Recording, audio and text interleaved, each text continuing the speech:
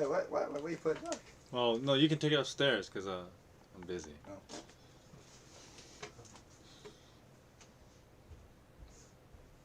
Just gotta adjust some lighting because it looks like I'm glowing in the dark here.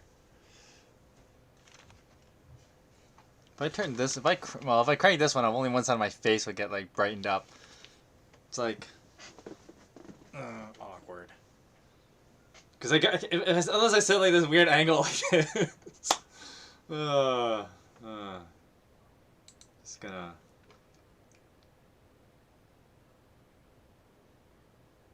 Anyway.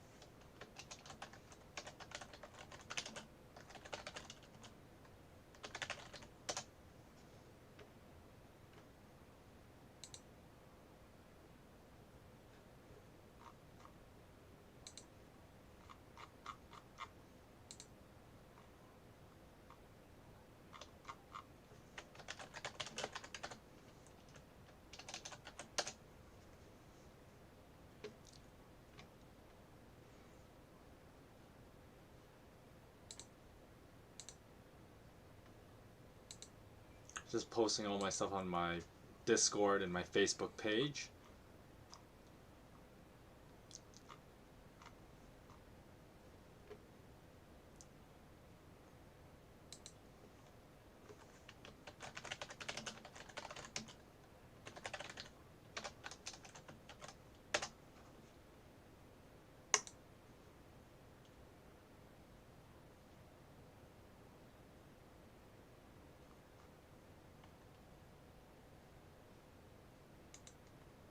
Just make sure it works.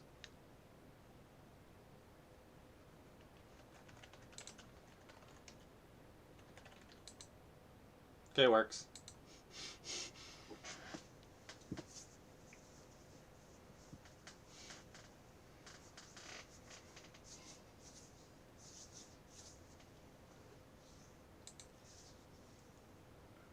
Got my whiteboard ready too to use if I need to use it. So that's always fun. Anyway, it's 3:05, so let's get started. Hello and welcome to the streaming Parson Reads the book of Genesis. And today, I'll be reading from... I gotta remember what chapter I'm on. I think I'm on chapter 27? Okay, I just finished chapter 27. So just for a little bit of a recap, because today, as I've subtitled the episode, is the whimsical adventure of Jacob. Now, of course, when you put Genesis and Jacob together, I'm obviously talking about the founder of the people of Israel. And he is an interesting character, to say the very least.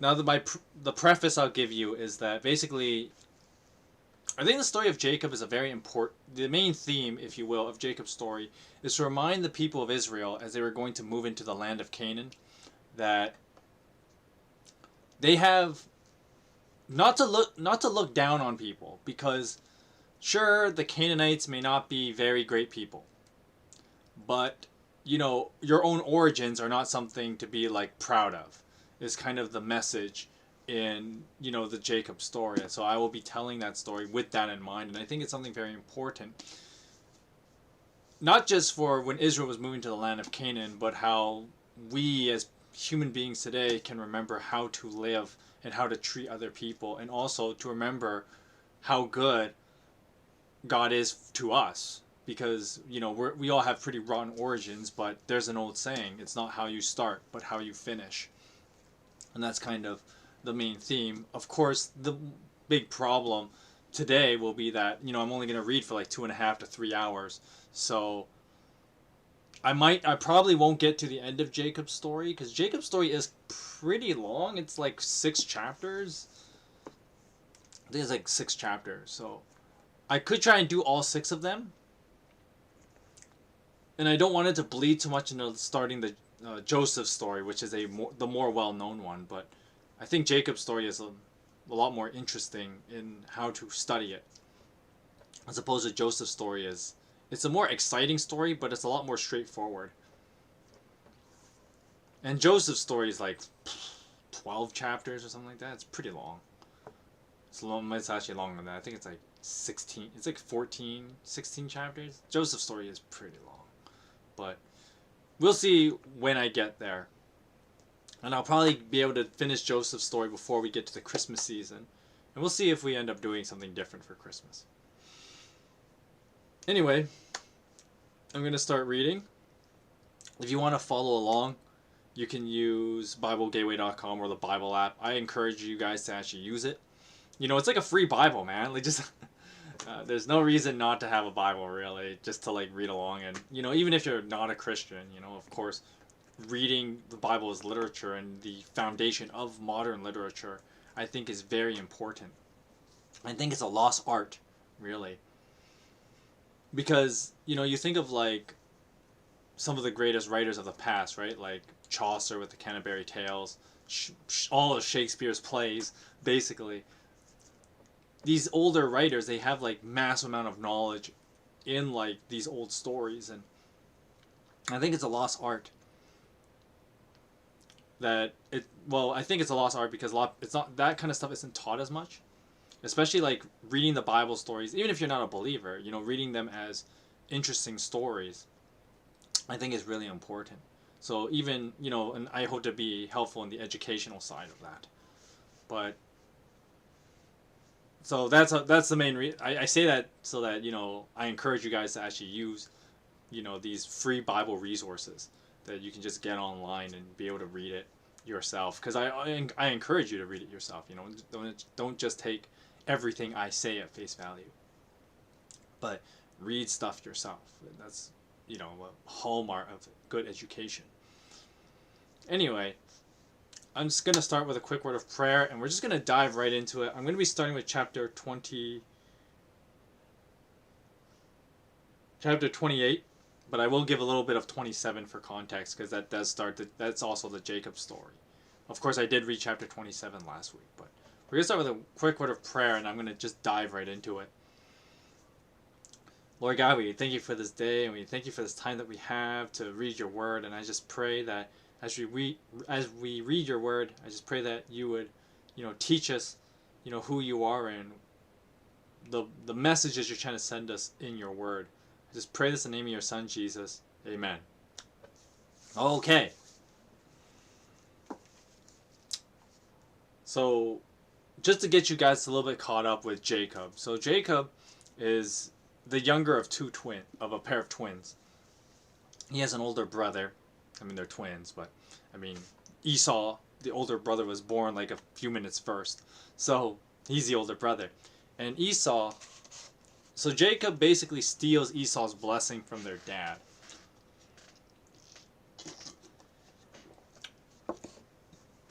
Because Isaac, their dad, as an old man, he's like, I want to give my sons a blessing before, you know, I don't know when I'm going to die. So I give my son Esau a blessing. So when he asks Esau to go get him some meat, because he wants some, you know, good venison or something like that, Esau leaves, and then Jacob, with help from his mom, come up with this plan to basically take that blessing. And so Jacob pretends to be Esau. He like wears like goat fur on his body to pretend to be like Esau's hairy body, and then Isaac is tricked because Isaac has like crappy eyesight, and then he blesses him, Jacob, assuming that he is Esau. Of course, Esau later comes home and finds out that Jacob played this terrible, you know, trick on him, basically, and Esau's like super pissed, as you would be,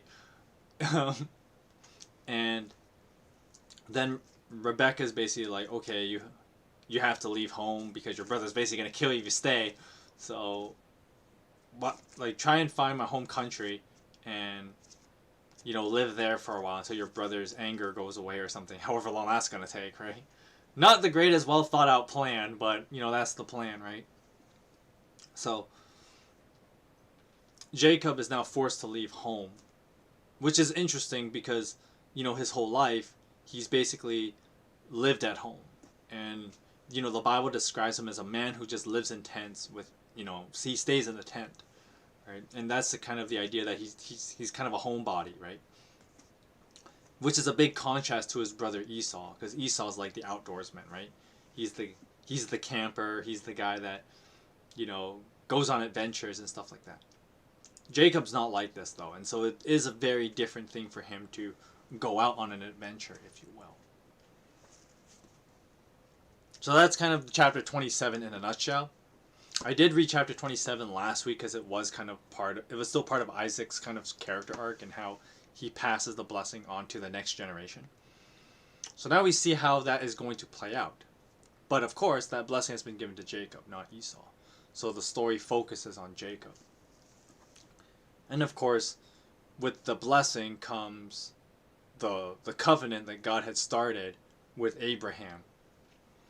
And I make this statement many a time about how it's really Jacob who's the founder of the people of Israel. And I mean, there's one obvious reason. His name is later Israel. But of course, it's meant to be the fulfillment of this covenant that God has started with Abraham. And later on, with this new people, the Israelites, God will continue the plan of how he will bring Jesus into the world. But that's all the way down the line, and don't really think about that right now. But thinking about creating a people group that God wants to do with, the Hebrews and making them a separate people. Of course, you have to keep this in mind with, the rest of the Torah, which is, Exodus, well, starting with Genesis and then Exodus, Leviticus, or Numbers, and then Deuteronomy. And kind of this idea of how to teach the Hebrew people how to live and how to be the people of Israel. And so Jacob's story is actually a big deal, I think, because you have to keep this in mind. And obviously when the Mosaic tradition was teaching people this story, it was meant to remind the people of Israel where they come from and their history. Anyway, that's my preface. We're going to start with chapter 28. So Isaac called for Jacob and blessed him. Then he commanded him, "Do not marry a Canaanite woman. Go at once to Paddan Aram, to the house of your mother's father Bethuel. Take a wife for yourself there from the daughters of Laban, your mother's brother." So basically he's going to go marry his cousin. Haha. Insert incest joke. "May God Almighty bless you and make you fruitful and increase your numbers until you have become a community of peoples. May he give you and your descendants the blessing given to Abraham, so that you may take possession of the land where you now reside as a foreigner. As a foreigner, the land God gave to Abraham." Then Isaac sent Jacob on his way, and he went to Paddan Aram, to Laban, son of Bethuel the Aramean, the brother of Rebekah, who was the mother of Jacob and Esau. Nice little family reminder, and in case you didn't catch it earlier, there'd be some incest going on here, because that's just how it was in the ancient world. You just got to deal with it, right?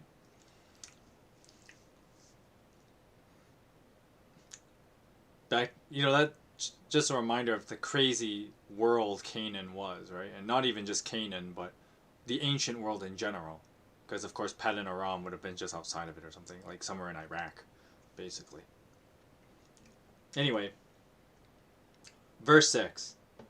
Now Esau learned that Isaac had blessed Jacob and sent him to Paddan Aram to take a wife from there.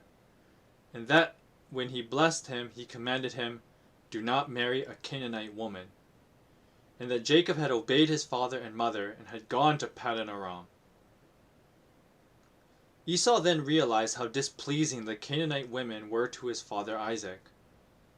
So he went to Ishmael and married Mahalath, the sister of Nebaioth, the daughter of Ishmael, son of Abraham, in addition to the wives he already had,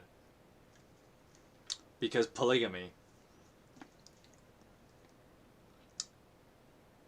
So okay, never mind. I just keep reading, and then we'll kind of comment on these weird marriage things that go on. So verse 10. When Jacob left Beersheba and set out to Haran. When he reached a certain place, he stopped for the night because the sun had set. Taking one of the stones there, he put it under his head and lay down to sleep. He had a dream in which he saw a stairway resting on the earth, with its top reaching to heaven, and the angels of God were ascending and descending on it. There above it stood the Lord, and he said, I am the Lord, the God of your father Abraham and the God of Isaac. I will give you and your descendants the land of which you are lying.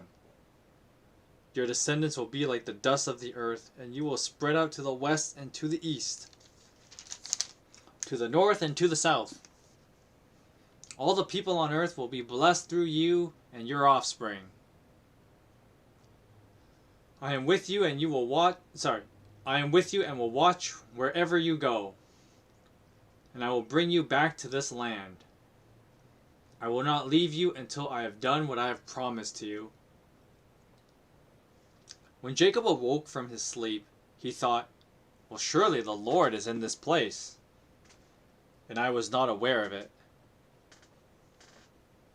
He was afraid and said, how awesome is this place? This is none other than the house of God.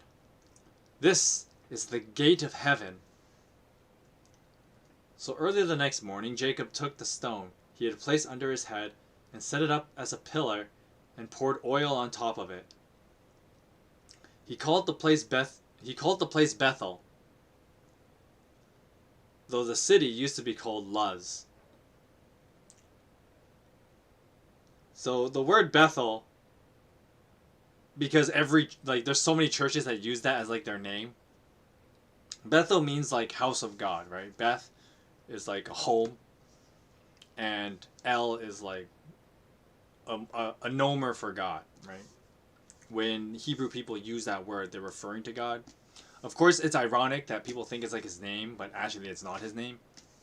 But a little bit of trivia, and I mean every Jewish person knows this, but for us filthy Gentiles, El is actually not God's name. It's a title that is attributed to God because in Jewish tradition, since God's name is so holy and we're not supposed to say it, we use this other word, El, for God. So that's the little bit of trivia. And of course, Bethel means that the home of God or house of God. And every church loves using that in their name. Or at least I know a lot of churches that have they're called Bethel Church or something. There's quite a few Bethel churches. There's a whole string of them because Bethel's such a good name to use, right? To legitimize yourself that this is a real place of worship. We're called the house of God. Church, right? But it's well, the house of God is also the community, but that's besides the point. Because remember, where two or three are gathered, Christ is in our midst. But every church loves using that, clever name, right? Bethel. So, to many of you younger Christians that why does every church call itself Bethel? That's why. Verse 20. Then Jacob made a vow, saying, if God will be with me and will watch over me on this journey I am taking, and will give me food to eat and clothes to wear, so that I return safely to my father's house, then the Lord will be my God, and this stone that I have set up as a pillar will be God's house, and all that you give me, I will give you a tenth.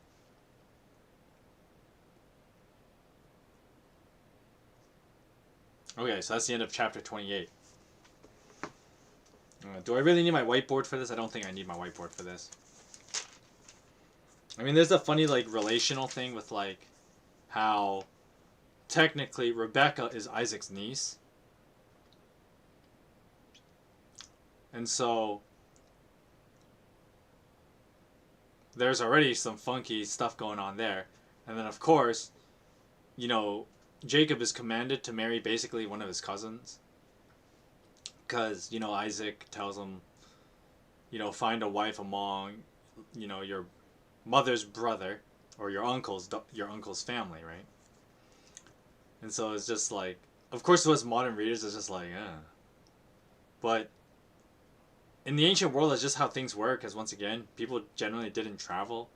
I mean, there were the nomadic groups, but even then, right? Like, nomadic people just generally married who you were traveling with, right? So it's not like, you know, today you can meet someone on the internet that lives across the world, and you can be pretty sure you're not marrying like your long lost sister or something like that. Something weird like that, right? Like that doesn't happen in the modern world really, but in the ancient world this was kind of just like, yeah, whatever, people did this, right? I mean, you know, as early as Abraham married basically like a relative, like Sarah was his relative, and then Isaac basically married his niece, and then so like, yeah, they literally keep it in the family, right? And that's just how clans, ancient clans worked, right? I mean, it's not just the Middle East that did this. This was kind of all over the place because that's how people did things, and part of the psyche behind that was just like, I don't know, genetic purity, I guess. Because like you see it here, where because Isaac lives in like well, they're not Israelites yet, but you get the idea, right? Like Isaac and his family, they live in Canaan, right? They're not from their lineage is not Canaanite. So I'm trying to come up with like a modern illustration for this.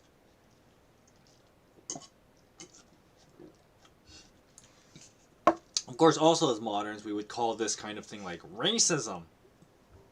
I said the R word. I hope I don't get like I don't get like I don't get deleted for that. But you know, because it's something like racism, right? At least we would definitely view the kind of thing that's going on here as like, as modern people, we would definitely view it this way, where Isaac doesn't want Jacob to marry a Canaanite. So it's kind of the equivalent of like, you know, this is such a bad example, but like,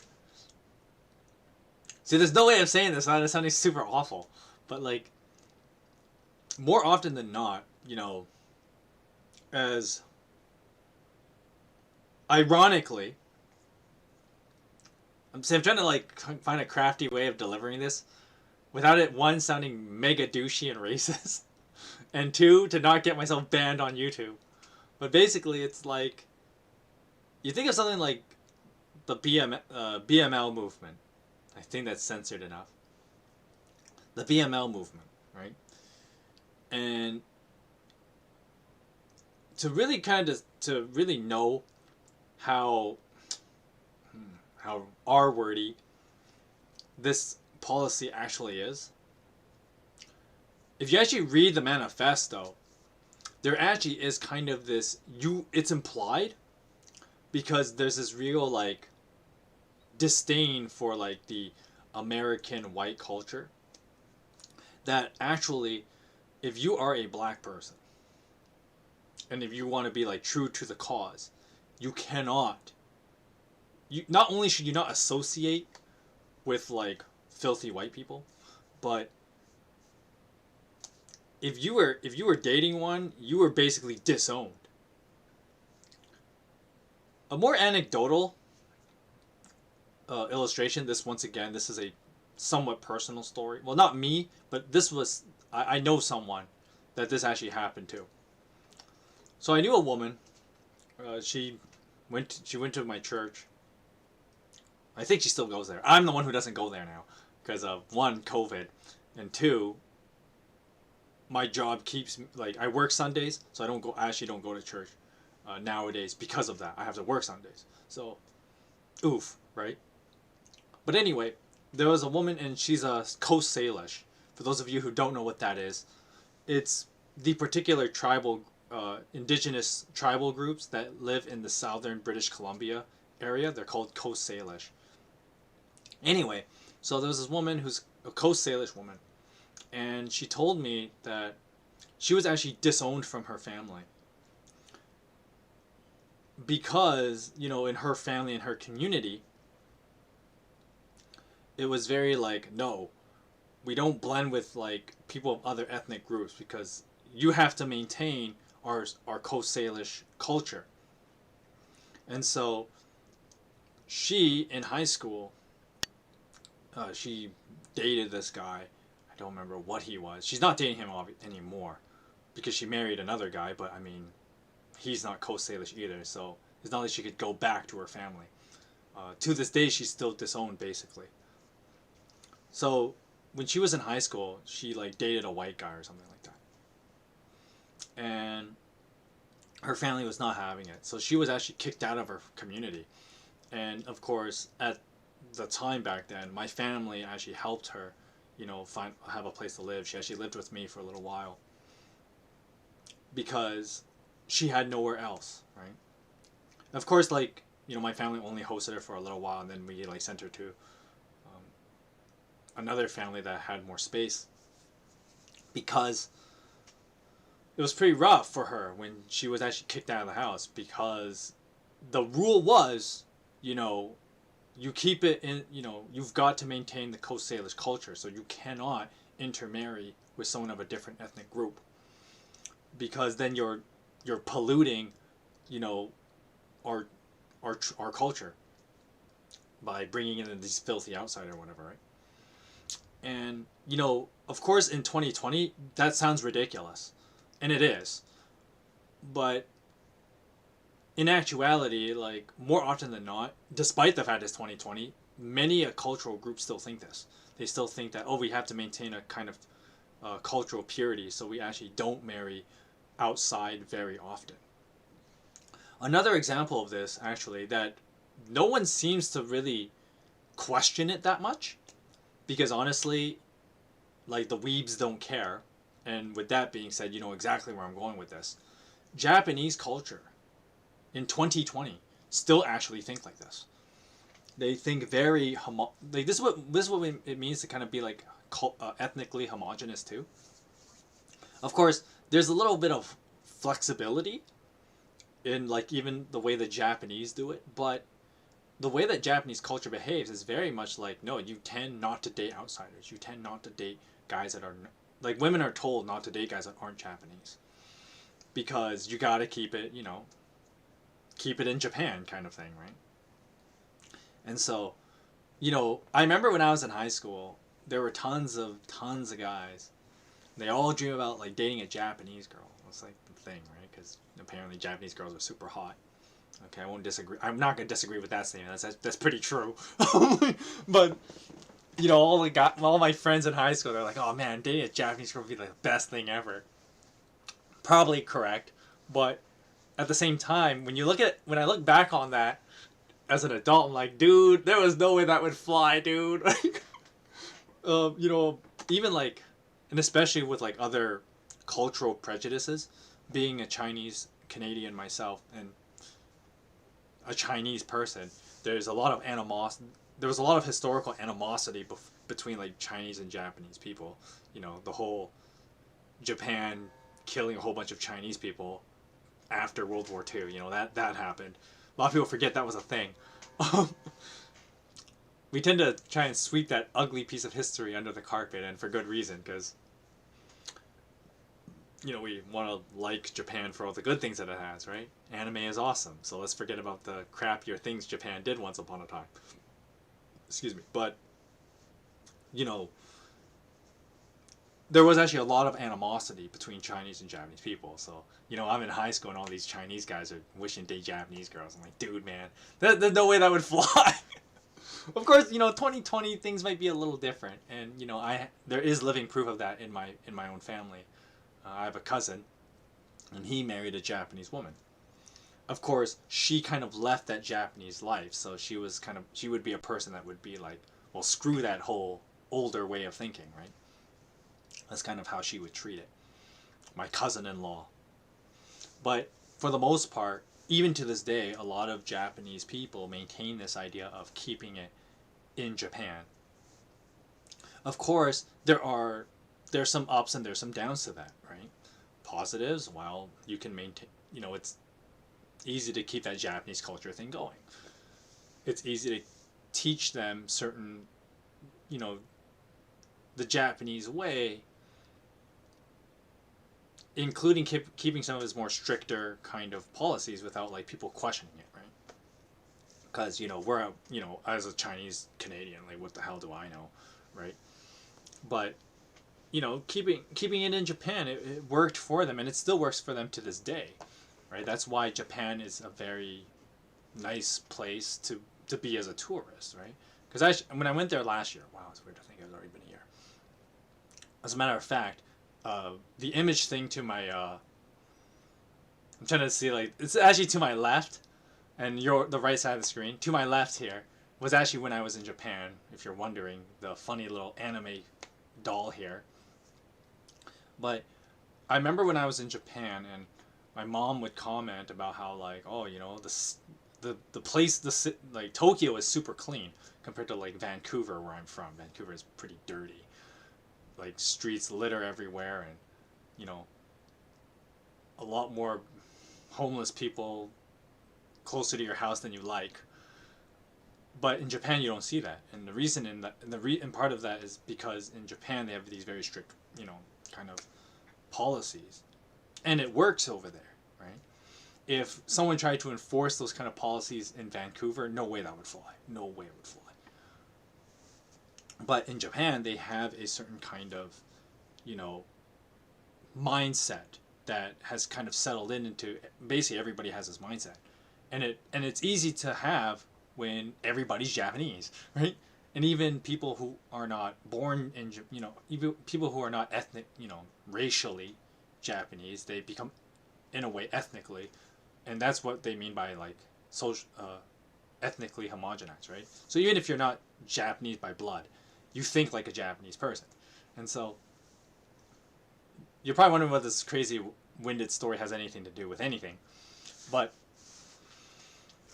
it kind of goes back here, right, where Isaac is talking about how, like, no, I don't want you to start compromising the way we've done things. And that's the big reason why, in the Bible, and people think, oh, the Bible's racist because, there were rules against, like, people not marrying people of other cultures, and then later in the New Testament, there's this whole thing about not marrying into other religions. Because the idea is that, well, if you're a Christian, you should probably marry another Christian. That kind of makes logical sense. And, as much as, yeah, it does seem a little racist in that sense, you can't be too harsh on it because there is a logic behind it, if that makes sense. There is a logic. Just like as I used the Japan illustration, there's a logic behind it. And if you look at Japan, it seems to be working. So, irony, but in Japan, apparently it works. Of course, there are some negative sides to it as well. But you can't knock it down for only the negatives. You have to also see that there are some positives to how they do things. And the Bible, like the ancient people in the ancient world, aren't stupid. They understood these kind of things. And so when we read we read this commandment that Isaac gives to Jacob to not marry a Canaanite woman and resort to incest just to, keep the ethnic purity thing going on. There is a logical sense to it. So, we still see this to this day, right? Just because, like, depends where you are in the world, of course, but, like, I live in Vancouver, British Columbia. It's known to be, like, the super multicultural city. Yet, I'm sure you see a lot of people of, like, mixed ethnic groups, intermarry, and that's great and everything. But you also see a lot of people that don't do that for obvious reasons, right? And there's nothing wrong with that, but at the same time, it is silly to think like how some people are like, well, going back to this woman I knew at church, you know, she was told, you gotta marry a Coast Salish guy. Or not even have to marry him, really. You just stay in the Coast Salish community, and you don't mingle with guys of other ethnic groups. Of course, she got disowned because she did basically the thing she was told not to do. So, and then she now married, I think he's a, I think he's Fijian. I don't want to get it wrong, but the Coast Salish woman I know at church, she married a Fijian guy, so. And, you know, she's happy with 2 kids and all that, so. But to this day, she's basically disowned because, you know, she didn't keep it in the culture. But in 2020, we like to think, well, things like that don't matter, right? And of course, in the New Testament, when people think like, well, the Bible's discriminatory because Christians can only marry other Christians, well, there's a logical sense of that, right? Because, well, you don't want to be teaching your kids conflicting religious beliefs. There's actually a movie. Oh, I can't remember the movie. I'm trying to remember. Somebody can look it up for me. It's an old movie. And it's about this Chinese girl, younger Chinese girl, and she's growing up in America. And one of the funny things in that movie is that like she goes to a Catholic school, and then of course she associates herself with like a bunch of her other Chinese friends, and they're all Buddhist. And then her parents' family kind of like don't care. And then so like in her life, she's kind of like trying to incorporate all these different belief systems into how she lives, which is super hard for a little kid, right? Because a little kid, they just kind of accept everything being true, right? And so there's this funny scene. I remember the movie because of this scene where like their dad, he doesn't live with the family anymore. He's separated now from his, well, the marital status is separated. I didn't word that very well originally. But anyway, he's visiting and they're having dinner. And they're eating a vegetarian meal. And the dad, he's wondering like, there's no meat. Interesting. Is this a Christian thing? Because, you know, he knows that the girl, his daughter, and, well, his daughters, they go to a Catholic school. So the dad's probably thinking that like, well, because they go to a Catholic school, maybe they were told to, you know, not eat meat for dinner or something. So he asks, right? Oh, is this a Christian thing, not to have meat at dinner? And then the mom goes, no, it's a Buddhist thing. And the dad goes, huh? And it's kind of funny when you think of it, like, that scene is kind of funny because of like how the dad reacts. But that's the logical thing behind it too, right? Keeping this whole within the family, if you will. Because then you don't have to divert too far from like what you have grown up with or tradition, right? Not that those are bad things, right? Because some things in tradition are good, right? But that's kind of how it was back then, and it's not that different now. But I know I had to go on this whimsical thing because I have to make a jab at the incest stuff going on here because it's fun to make fun of it.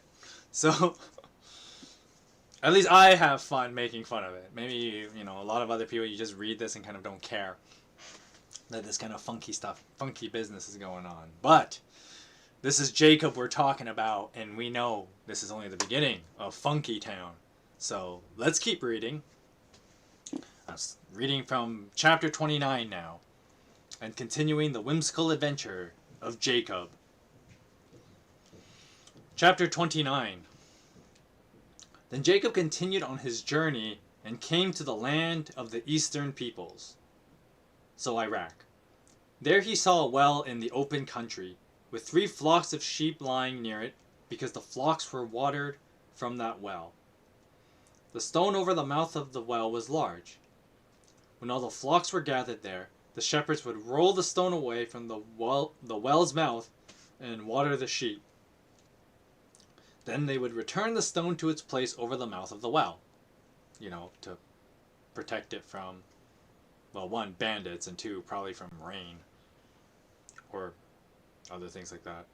Or people using the well to wash their pits. So Jacob asked the shepherds, "Brothers, where are you from?" "We are from Haran," they replied. "Oh, do you know Laban, Nahor's grandson?" "Yes, we know him." "Is he well?" "Why, yes, he is. And here comes his daughter Rachel with the sheep." "Look, the sun is still high. It is not time for the flocks to be gathered.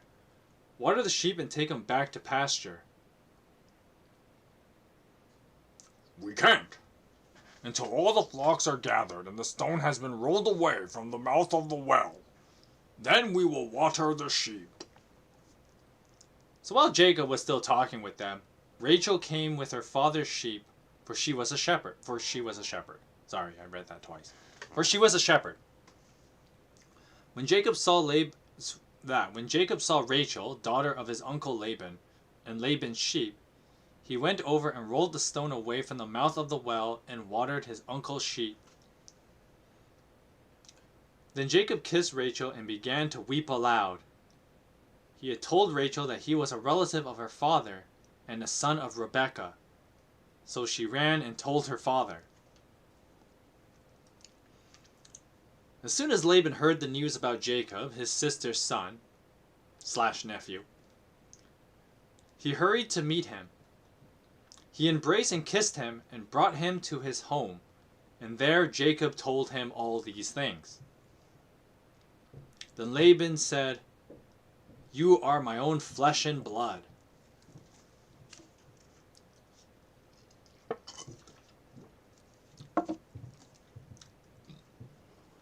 After Jacob had stayed with him for a whole month, Laban said to him,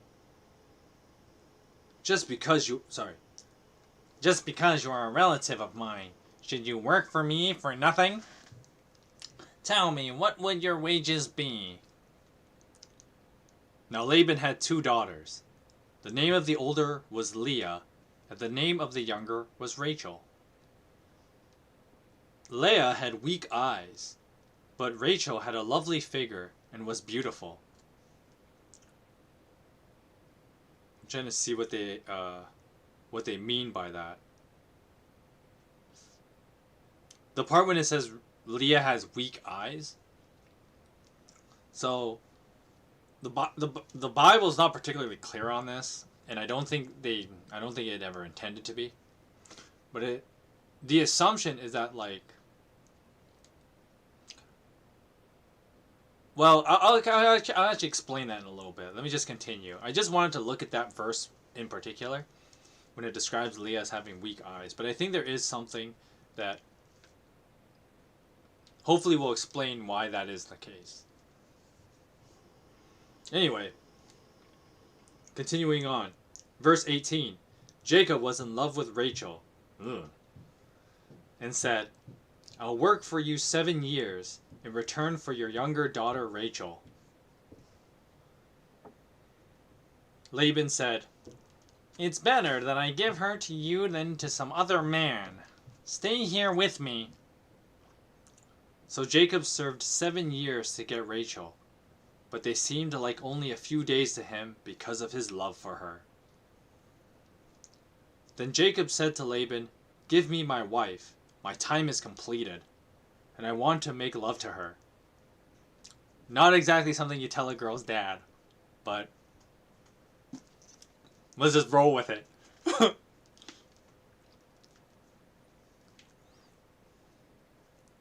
It's like that one commercial, this old commercial about how, like, this guy. So it was a drink commercial. It was an old drink. I don't think they sell it anymore. At least not in Canada. It was called Mellow Yellow. And in this commercial, there's this guy, and he's dating this girl, and her dad walks up in front of him, and he goes, "What are your intentions with my daughter?" And then the commercial goes like, "Mellow Yellow asks, how would you keep it smooth?" And then, like, of course, like, the commercial with the whole commercial's gimmick was that, like, the first few moments, the guy like does it all wrong, and then it go like, right? So at the beginning, he's just like, tonight is the night. And then the second one, he just makes like all these like dog noise, like, and the last part, he goes like, my intentions with your daughter are the same intentions you had with Mrs. Whatever. Ding! And that's kind of, I don't know, I just thought of that as I was reading this, because it's like, for Jacob just to be out front is like, I want to make love to your daughter. Just like, you don't say that to her dad. Like, come on, guy. Don't you have any class? Clearly. Not a nice guy. Jacob. I mean, to be fair, Jacob has like terrible it would make sense that Jacob has terrible social skills. Because, you know, he stayed at home with his mom all the time. So, social skills amount to basically zero. Anyway, verse 22.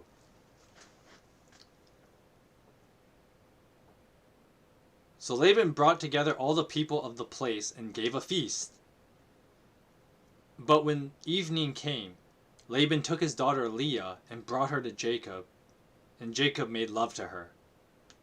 And Laban gave his servant Zilpah to his daughter as her attendant. When morning came, there was Leah. I like how there's an exclamation mark there. If you actually read the Bible yourself, they put an exclamation mark there. It's kind of funny. It's like, there was Leah.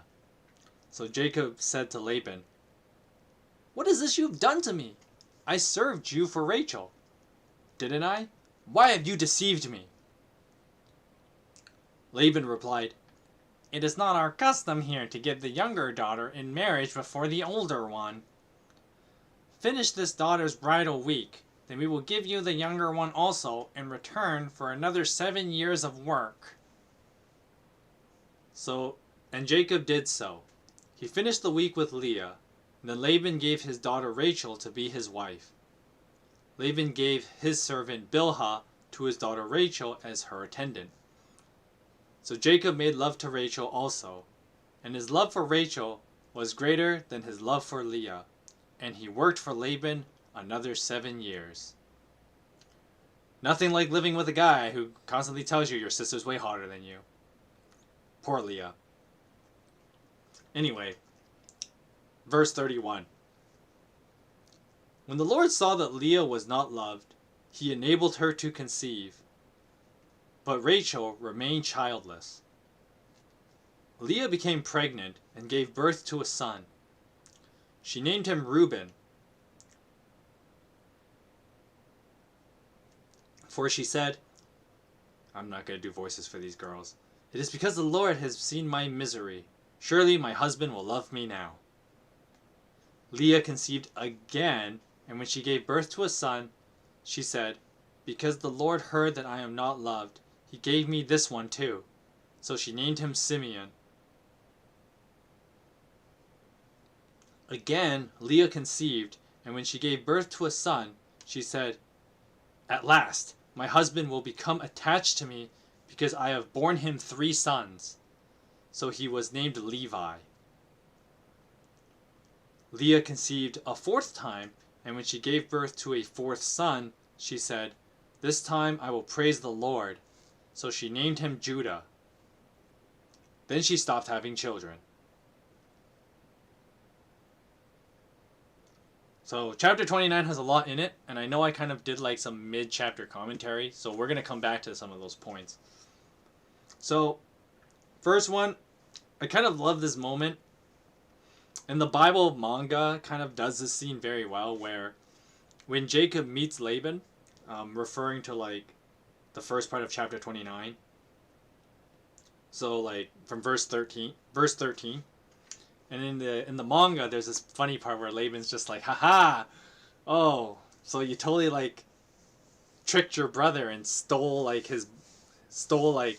basically his inheritance, haha, you really are like a chip off the old block kind of thing.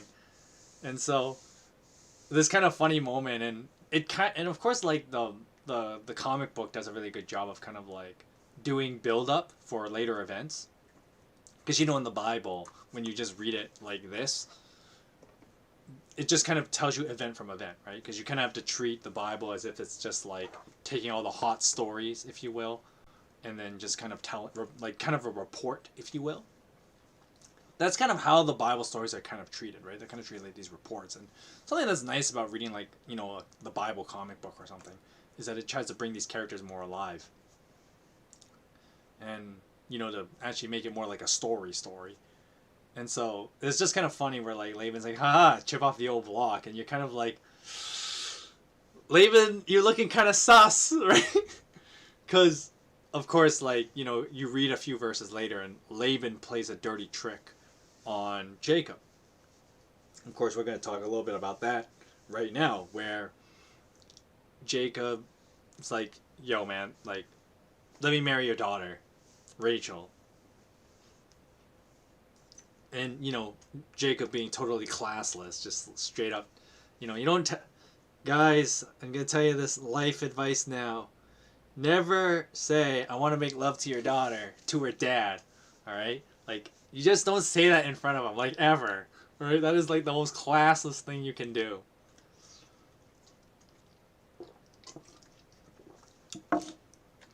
You know, after I did that whole commercial thing, I'm gonna play the commercial for you. I'm gonna go look it up. Please do not copyright strike me, please.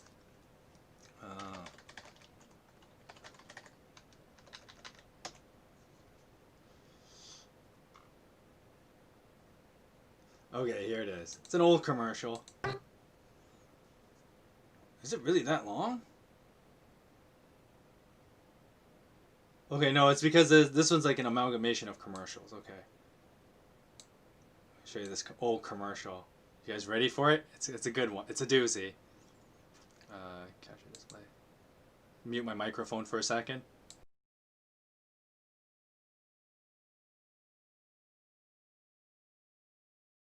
Your dad for a second. What's your intentions with my daughter tonight? Mellow Yellow asks, how would you stay smooth? Well, I don't want to jinx it, but I think tonight is the night.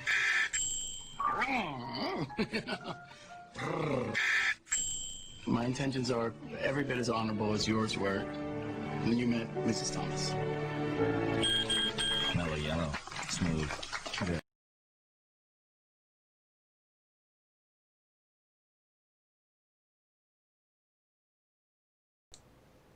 That commercial. And so, like, I don't know, I just thought of that when you read, like, the Jacob story, because, or you read this moment, because Jacob, you totally classless, and fellas, don't be like Jacob.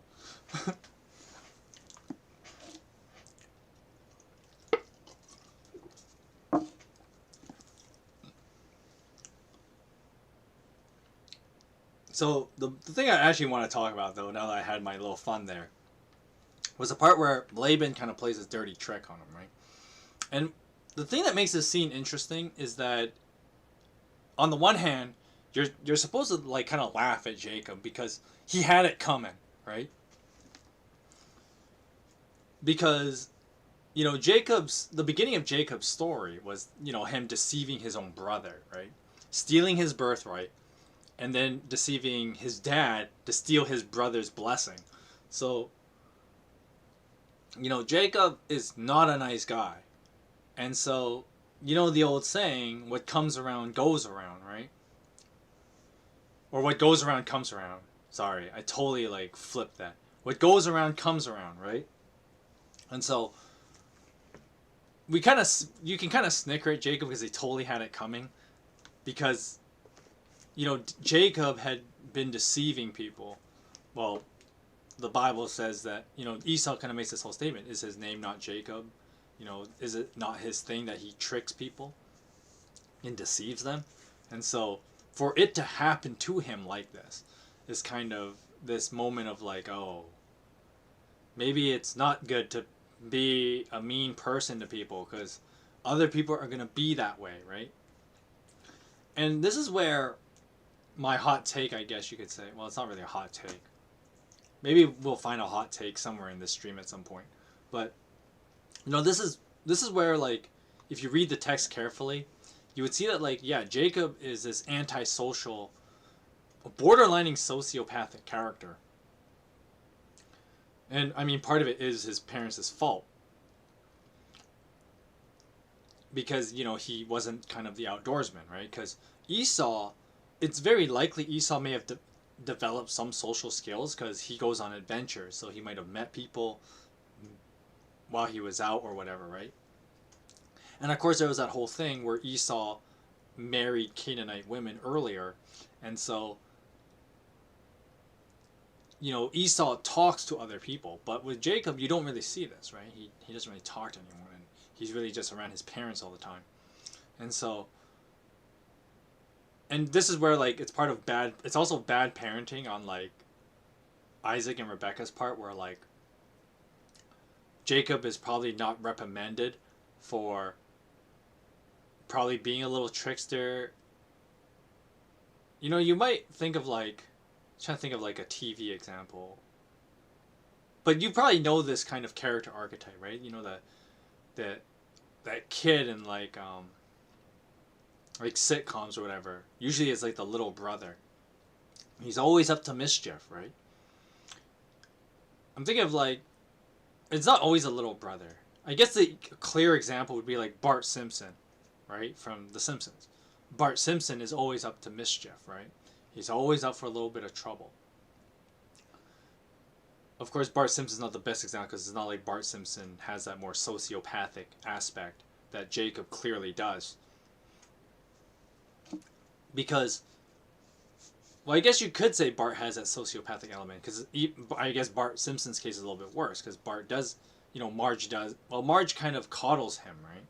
And that's why Bart doesn't learn to, like, you know, be more responsible, and Bart doesn't always learn that maybe I shouldn't just go around pulling mischief all the time, right? Because Marge coddles him, and Homer is kind of incompetent, right? Which is actually now that I think about it, Jacob and Bart Simpson have a lot of those parallels, right? I mean, it's pretty clear that Bart Simpson might have been based on Jacob in some way. I mean, Macaroni knew his Bible really well. So, you know, let's use Bart Simpson as our Jacob parallel. And you can kind of see that, like, because Bart is never really punished for, you know, his misdeeds, he doesn't really know what to do when those misdeeds are pushed back on him, right? Usually Lisa has to bail him out more often than not. Or Bart just gets lucky and gets out, right? But usually Lisa's the one who has to bail him out. But see, in The Simpsons, Bart has Lisa to bail him out. Whereas it's funny here, in Jacob's case, there's no one really to bail him out here. Jacob just kind of has to deal with the fact that he gets a trick played on him. And, you know, you think that, like, haha, you totally had it coming. Because, you know, you kind of did this to your own family. So it should be no shocker that your own family kind of does this to you. And it's kind of funny because the Bible, in the limited of the writing style, if you will, the limits of the writing style, you could have obviously seen that Laban would have pulled this kind of crap on Jacob, right? When Laban, after being told about everything, of course the Bible kind of just uses that as like a blanket term. But you can assume that, like, Jacob would have told Laban about why he got kicked out of the house, basically, and why he had to go all the way to his house. And what's Laban's response? You are my own flesh and blood. Which is not a thing, which should be troubling if after you told your uncle that, man, I got kicked out of the house because I played a terrible prank on my brother. And your uncle's response is, you're part of the family. Maybe you should have thought that might have been a red flag, because that means, you know, you're running into people who aren't that different from you. And if you realize how bad it was for you to do what you have done, as far as deceiving your family is concerned, and someone says, yep, you're one of us, not a good sign. But clearly, Jacob did not read the signs very well. Of course, in hindsight, it's kind of like, well, yeah, I mean, Jacob totally had it coming, right? But I think it's just one of those funny things when you read it, and when you really understand the text like this, you know, it was meant to remind the people of Israel and us as modern readers as well, you know. There's a reason and an importance to, like, you know, living uprightly, right? Because, you know, many people's objections to, like, the Bible and Christianity, right, is like, oh, there's all these rules, God is so strict and all that stuff, right? You've heard all the objections and the complaints against God about him being, you know, this super strict on his rules. But at the same time, you know, like, the Bible also tells you that, you know, if you don't live up, it's not like God is going to smite you with a lightning bolt. Rather, you're going to get boned because there are natural consequences to these things, right? And, you know, that's one of those things that, like, honestly, that's a logical thing. It's not like I needed the Bible to tell me that, right? Which is kind of what what Paul kind of does in the New Testament. He's like, well, the law was there just to remind you that, like, well, no crap. There are consequences to you doing whatever, you know, your actions have consequences. Like, no shit, Sherlock, right? Like, that's basically what Paul was telling, you know, like, the Corinthians, right? You can't be doing some of these things that you guys are doing because there's consequences. And it's not even like there's not even like a spiritual consequence, right? There's like totally natural consequences that are going to, like, cause you big problems if you don't fix your ways. And this was also what the prophets kept going on about, right? Like, God doesn't have to punish you. The consequences will do that, you know, will do that fine on its own, right? And you just have, and when those consequences come, you have to accept it because this is your own doing, right? And so the Jacob story was meant to be a reminder to Israel that, you know, if you don't obey God, there will be consequences. And it's not always like, and one of the things that's it's kind of annoying, especially when you hear other Christians say it, is that, like, well, God will send this punishment. It's like, well, God doesn't have to, right? Most of the punishments of me disobeying God's word are self-inflicted, right? Like, yeah, I had it coming. Of course, like, I guess the problem that many people live in the world today is that they're just in denial of that, right? It's like, oh, this is not really a bad thing, you know, when the consequences start happening, right? Oh, it's not a bad thing. This isn't because I was bad, you know. It's not that I'm a bad person, therefore these things aren't that bad. Like, that's kind of a way of denying it. But the fact of the matter is that, like, your actions have consequences, and some of them can be pretty serious. And so when Jacob falls into this whole, like, deception thing with his uncle, it's because of, like, Jacob himself is not a good guy. And so there's that whole idea of the, how do I put it, the natural cause and effect of life. And the audience definitely would have known this, or they should have known this, that, you know, this is why sin should be treated seriously, right? Because there are real consequences. And even though, like, in the ancient world here, they would have been pretty extreme about it, right? Like, for Laban to do this awful trick to Jacob is, like, it's excessive, right? But to be fair, you know, that's kind of what Jacob did to Esau, right? It was kind of unnecessary that Jacob would have had to steal, you know, things that were rightfully his brother's. Because the other thing, too, is that, like, you know, when people talk about, like, well, Jacob had to steal, before people, like, try to make that justification of Jacob's actions about, like, how Jacob would have needed to steal Esau's blessing in order for God to bless him, which is a really stupid argument, because, like, how small is your God that God could not just give 2 blessings? Because God can give multiple blessings.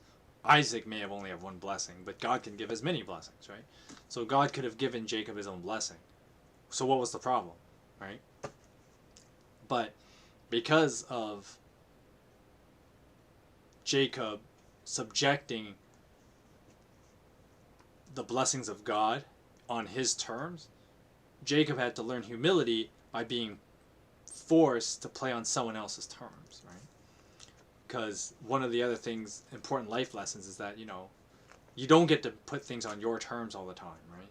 You have to live on, on mainly God's terms, or you'll be forced to live by other people's terms when you think you can get away with trying to make everyone live by yours, right? Because, who do you think you are? And that's another important thing to a modern application for reading the Jacob story, right? Is who do you think you are? You think you can just do whatever you want and not think there's going to be consequences? Like, if you think that, you're in for a real shocker, because the real world is a cruel place, and as Jacob learns that the hard way, that's the reality some people have to face too. If you're gonna keep thinking that the world lives on your terms, like, who do you think you are?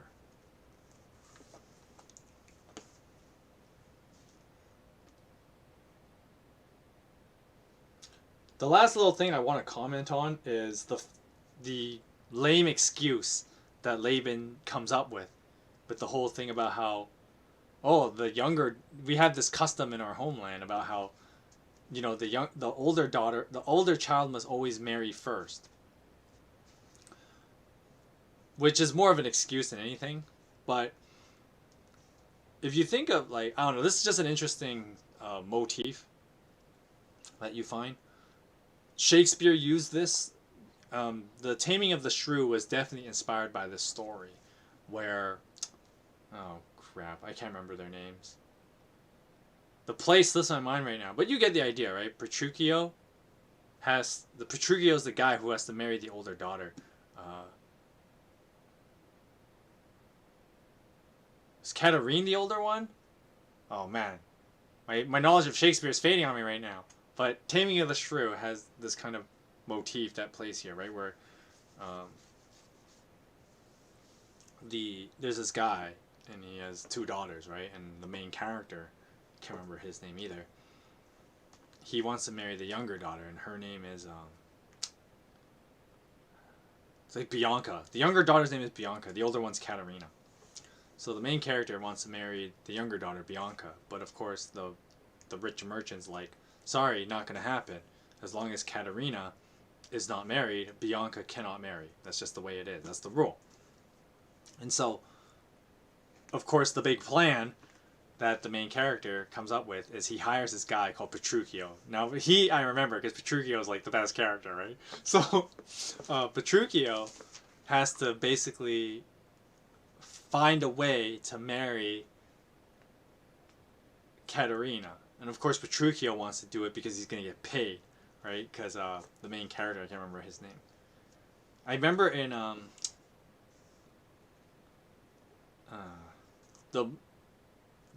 this kind of modern movie adaptation called 10 Things I Hate About You, which is based on Taming of the Shrew. The main character is played by Joseph Gordon-Levitt. Him I remember, but he was gonna pay Petruchio like a lot of money, and so Petruchio is just like, oh yeah, I'll do it. I'm gonna get paid, and I can pick up a girl. Yeah, this sounds like a sweet deal. And so, of course, in the end of the story, Katerina falls in love with Petruchio basically, and Katerina is like the one who ends up being like, I don't know, she actually is the one totally down to like be the submissive wife thing, which I remember that would be considered kind of controversial now, about this whole like submissive wife thing. But Katerina ends up being the submissive one, whereas Bianca's a bit of a rebel. Whereas in the beginning of the play, Katerina's the rebel, and Bianca seems like the nice innocent girl, right? But I remember Petruchio is the best character of that play, so he I remember pretty well. But obviously, Taming of the Shrew must have drawn some inspiration from this story, which, Shakespeare obviously used the Bible a lot for, like, his play inspirations. Like, every play had a fair amount of Bible, like, parallels. And yes, I will draw them out. Now this sounds like kind of contradictory because I can't remember all the characters in the play, but I actually am a pretty big like Shakespeare fan. That's like, it's not one of the top 10s, if you will, but it's definitely something I like a lot because theater I like in general. So, and of course Shakespeare is like one of the best theater playwrights ever. So his stuff I obviously like, but I will definitely be pointing out these where Shakespeare drew inspiration. Another good reason to actually read the Bible if you're a big theater person. A lot of theater draw a lot of inspiration because I mean the Bible's a cornucopia of story inspiration. I mean right here with Laban and his dumb rule about how Jacob wasn't allowed to marry Rachel because Leah wasn't married. So the dirty trick was to just have him marry both of them.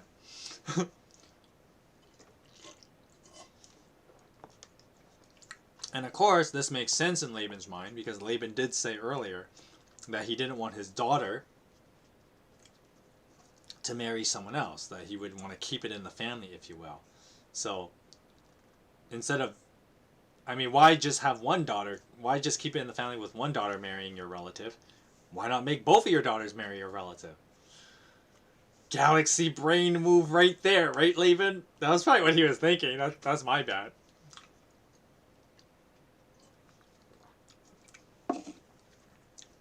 But I did want to point out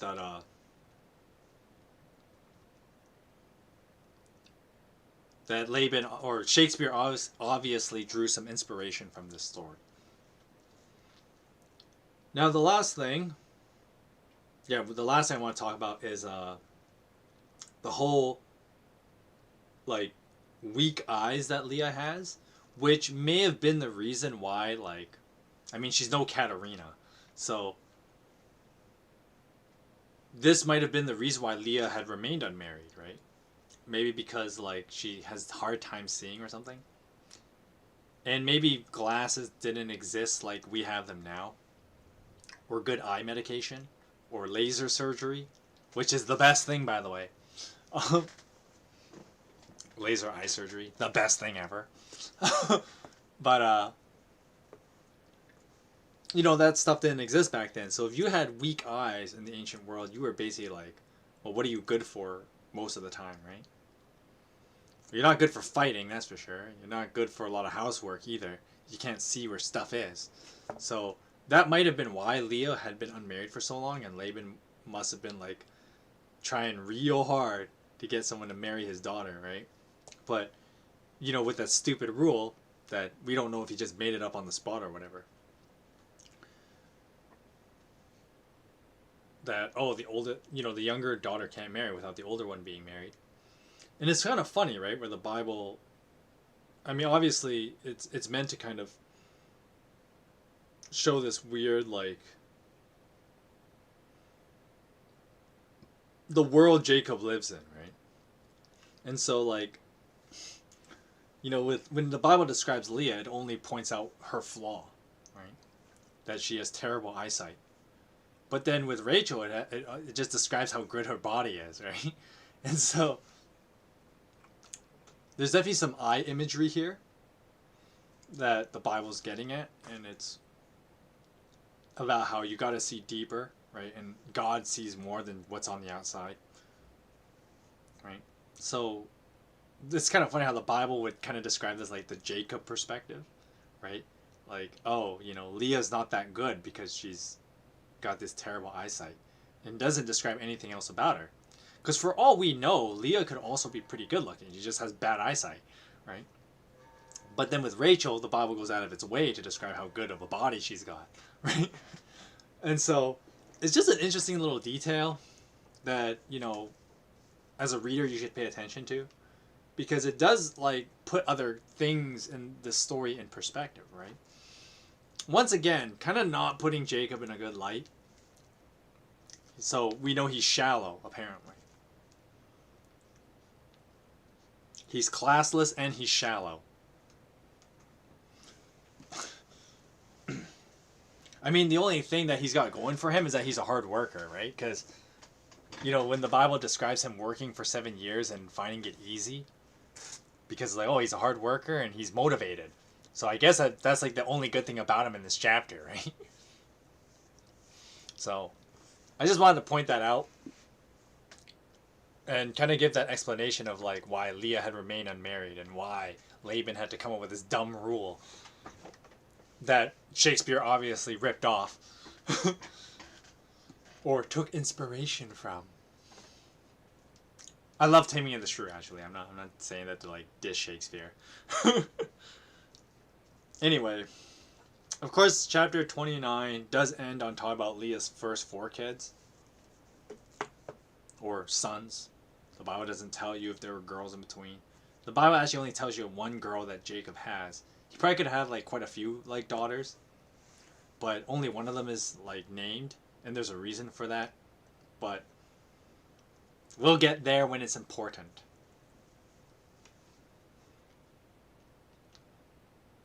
Alright, continuing on. I'm just looking at the time here. It's 4:18 for me, so we still got quite a while. I'm just going to see how far I'm going to go. Chapter 32 looks pretty good, so... 30, 31, 32. That would be like, what, 5 chapters? Well, if I do 6 chapters... Sorry, I'm just thinking out loud here. I don't know if I'll be able to make that 6th chapter, because that's going to be kind of tough. But anyway, because 1 chapter is pretty long and has a lot of like commentary to go with it, so we'll see if I even like, when I get to that chapter, I might just finish the stream on that chapter when I get to it. But let's just continue on with chapter 30. Chapter 30. When Rachel saw that she was not bearing Jacob any children, she became jealous of her sister. So she said to Jacob, "Give me children, or I'll die."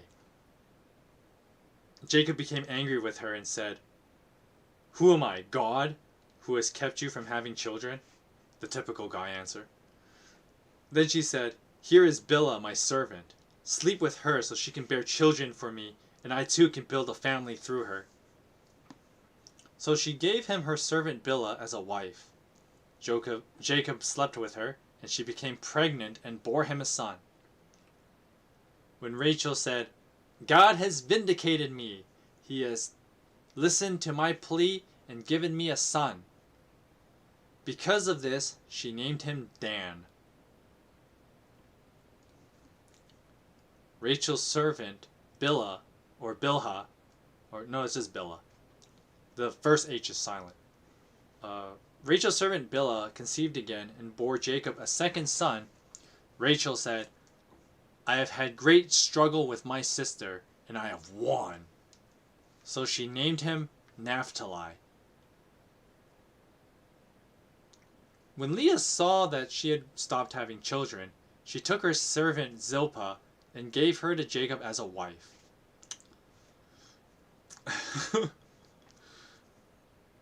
Leah's servant Zilpah bore Jacob a son. Then Leah said, "Oh, what good fortune!" So she named him Gad. Leah's servant Zilpah bore Jacob a second son. Then Leah said, "How happy I am! The women will call me happy." So she called him Asher. Now during the harvest, Reuben went out into the fields and found some mandrake plants, which he brought to his mother Leah. Rachel said to Leah, "Please give me some of your son's mandrakes." But she said to her, but Leah said to Rachel, just so it's clear here, "Wasn't it enough that you took away my husband? Will you also take my son's mandrakes too?" "Very well," Rachel said. "He, Jacob, can sleep with you tonight in return for your son's mandrakes." Best way of selling your man right there. So when Jacob came home from the fields that evening, Leah went out to meet him. "Oh, you must come in to me," she said. "Yeah, great euphemisms. I have hired you with my son's mandrakes." Ooh, tingling to my ears. So he slept with her that night. God listened to Leah, and she became pregnant and bore Jacob a fifth son. Then Leah said, God has rewarded me for giving my servant to my husband. What kind of logic is that? But anyway, so Leah named him Issachar. Yeah, Issachar. Which, by the way, that is an awesome name. Issachar. That's an awesome name. I don't know, I just think it's a cool name. No other reason. Leah conceived again and bore Jacob a sixth son.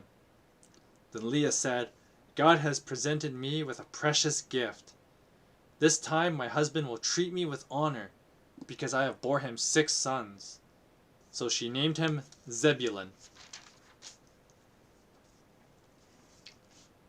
Sometime later, she gave birth to a daughter and named her Dinah. Then God remembered Rachel. He listened to her and enabled her to conceive, after Reuben was an adult, basically. Or at least a teenager, to be able to farm himself some mandrakes.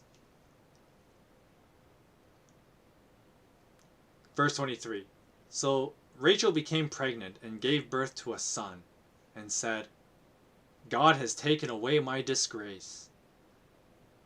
So Rachel named him Joseph, and said, May the Lord add to me another son.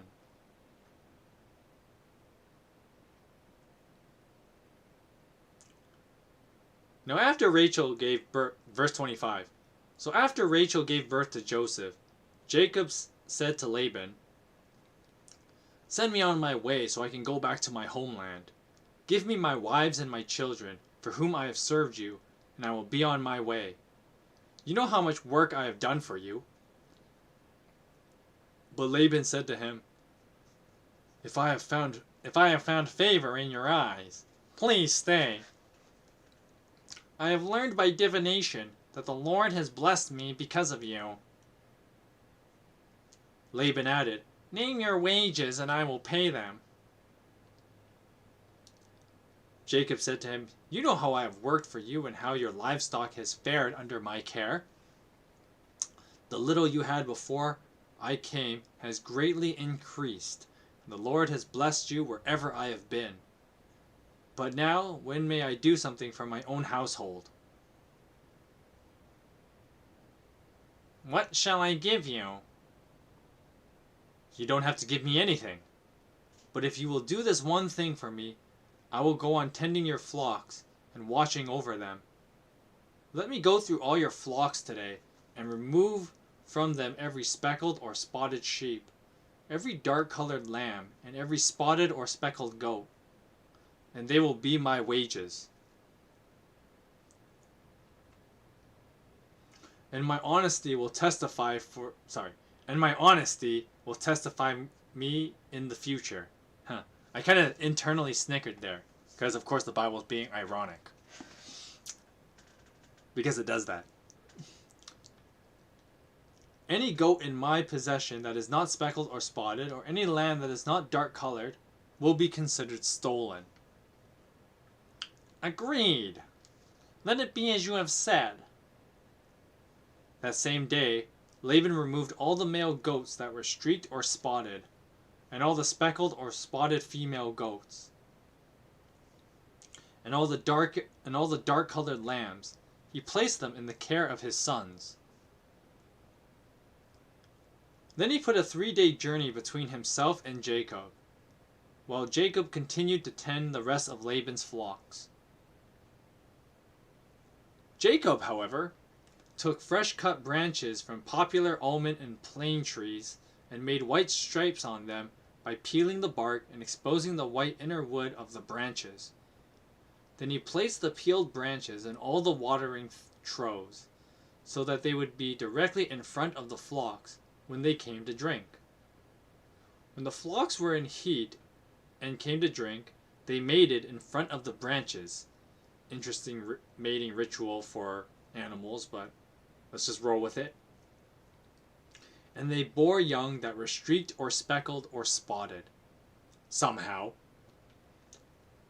Then Jacob set apart the young of the flocks by themselves, but made the rest face the streak, and dark-colored animals that belonged to Laban. Thus he made separate flocks for himself, and did not put them with Laban's animals.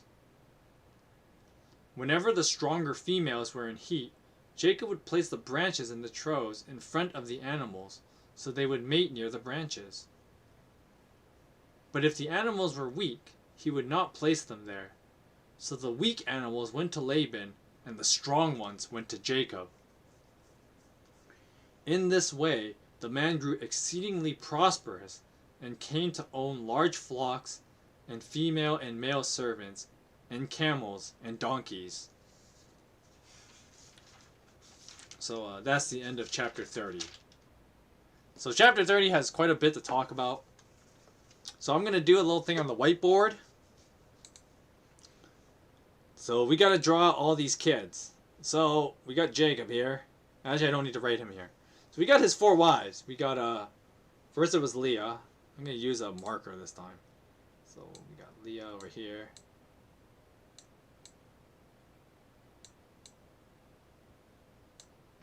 We got Rachel.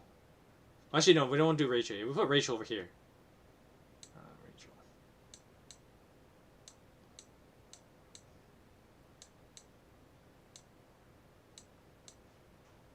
So Leah is like, I guess she's like super fertile or something, because like early in, now before I mention this, I'm going to make, I mean, this is kind of assumed, but the Bible doesn't really like just outright say it. But all of this somehow happens in the 7 years that Jacob is working for Laban. So in a way, my comment about Reuben being nearly an adult would not be accurate. Reuben would be at oldest like 5. But like, I guess to pick up mandrakes in the field would not be very hard to do for a 5-year-old, so we'll just assume he was able to do that. So Leah has like 4 kids, right, at the beginning. So we got 1, 2, 3, 4. And we got how am I gonna do this without like it being too weird? Let me try that again. I'm gonna erase this. So, okay, I remember how to do this now. So Leah has 4 kids. 1,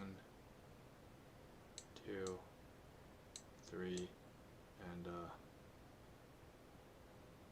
I didn't do this as well as I thought I would. 4. So she has Reuben. I think that's how you spell it. I'm too lazy to check.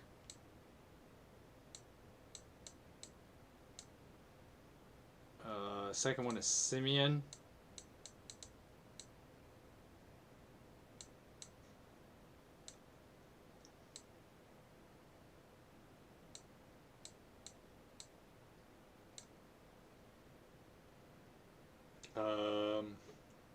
Third one's Levi, right?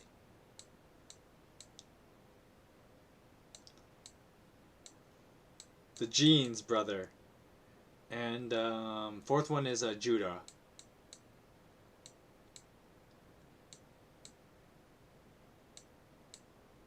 Oh wow. I totally spelled that wrong.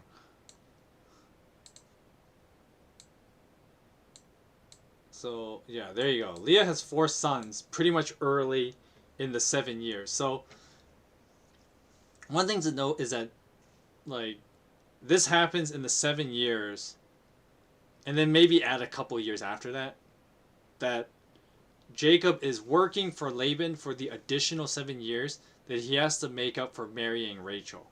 So basically, back with that dirty trick that Laban played on Jacob, technically he had to work 7 years for each wife.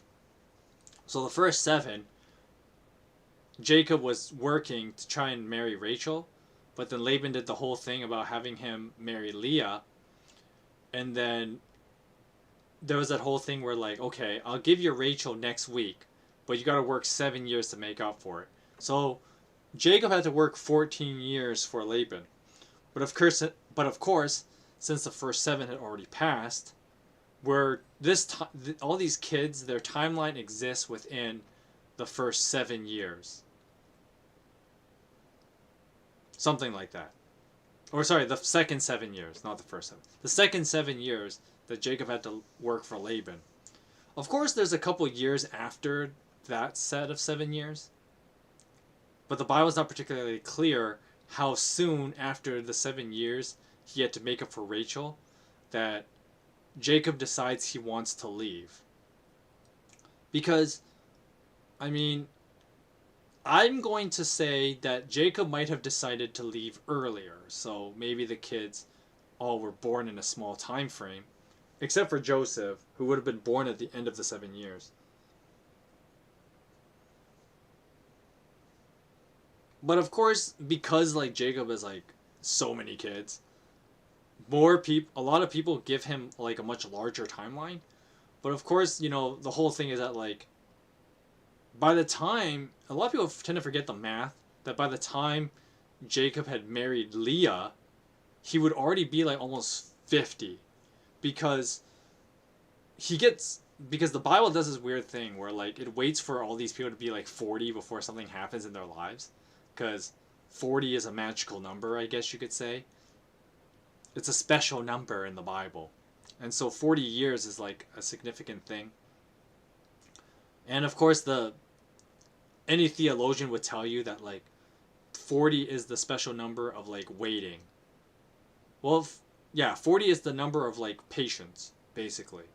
So whether it's 40 years or 40 days, more often than not is used in the 40-year context. So when Jacob leaves home, he's 40, and the significance is that like, well, God didn't put Jacob on an adventure until he was 40. As like the whole like he had to wait for it or whatever. So he moves out, and 7 years later he gets his first wife, putting Jacob at like 47. So he's almost 50. Of course, I mean, it's not like these women are super young either, because Laban's like his uncle. So, I mean, and he's pretty old too, right? So, age is really just a number at this point, honestly. There's no reason to really keep track of that when it's all over the place and everybody's super old for some reason. But whatever. So the reason why I say that most of the children will be born in the 7 years to marry Rachel, basically, is because if I make a longer timeline, everybody gets way older way faster. Whereas like if I go with this shorter timeline, like by modern standards, they're still kind of getting there. Like to be almost 50 to start having kids, like that's pretty late. And so I mean, I guess it's not a big problem for Jacob so much. The girls are a little bit more in question, but whatever. But I mean, Jacob is still fertile at his older age. But I mean, that's guys in a nutshell, and why women hate guys so much. But anyway, so Leah has 4 sons, and Rachel is at a whopping 0. Of course, when Leah's being super fertile herself and has 4 sons with the guy, Rachel gets like super mad, right? And I love how like in the Bible where, and this is where like you know when the Bible was being put together or written or whatever. Obviously the writer was having some fun with this. And I love how the Bible uses this more like figurative and metaphorical language. But let's be real, Jacob just straight up gave his wife the typical guy answer when Rachel's like, give me children or I'll die. Where she's basically like, you know, she's so angry and ashamed about not having kids. I mean, to be fair, Leah just had 4 of them. And Rachel's like, for crying out loud, like, give me kids, because, you know, my identity is important, and my identity as a mother is super important. And Jacob's straight up like, who am I, God, to do anything about that? Which is basically the fancy way of saying, what do you expect me to do about it? Oh, I always found that funny. So Jacob's straight up like, what do you expect me to do about it? And then Rachel comes up with this brilliant idea to have it's Bilhah, right? Which I got make sure I get the servants right. Bilhah. So Rachel has Bilhah.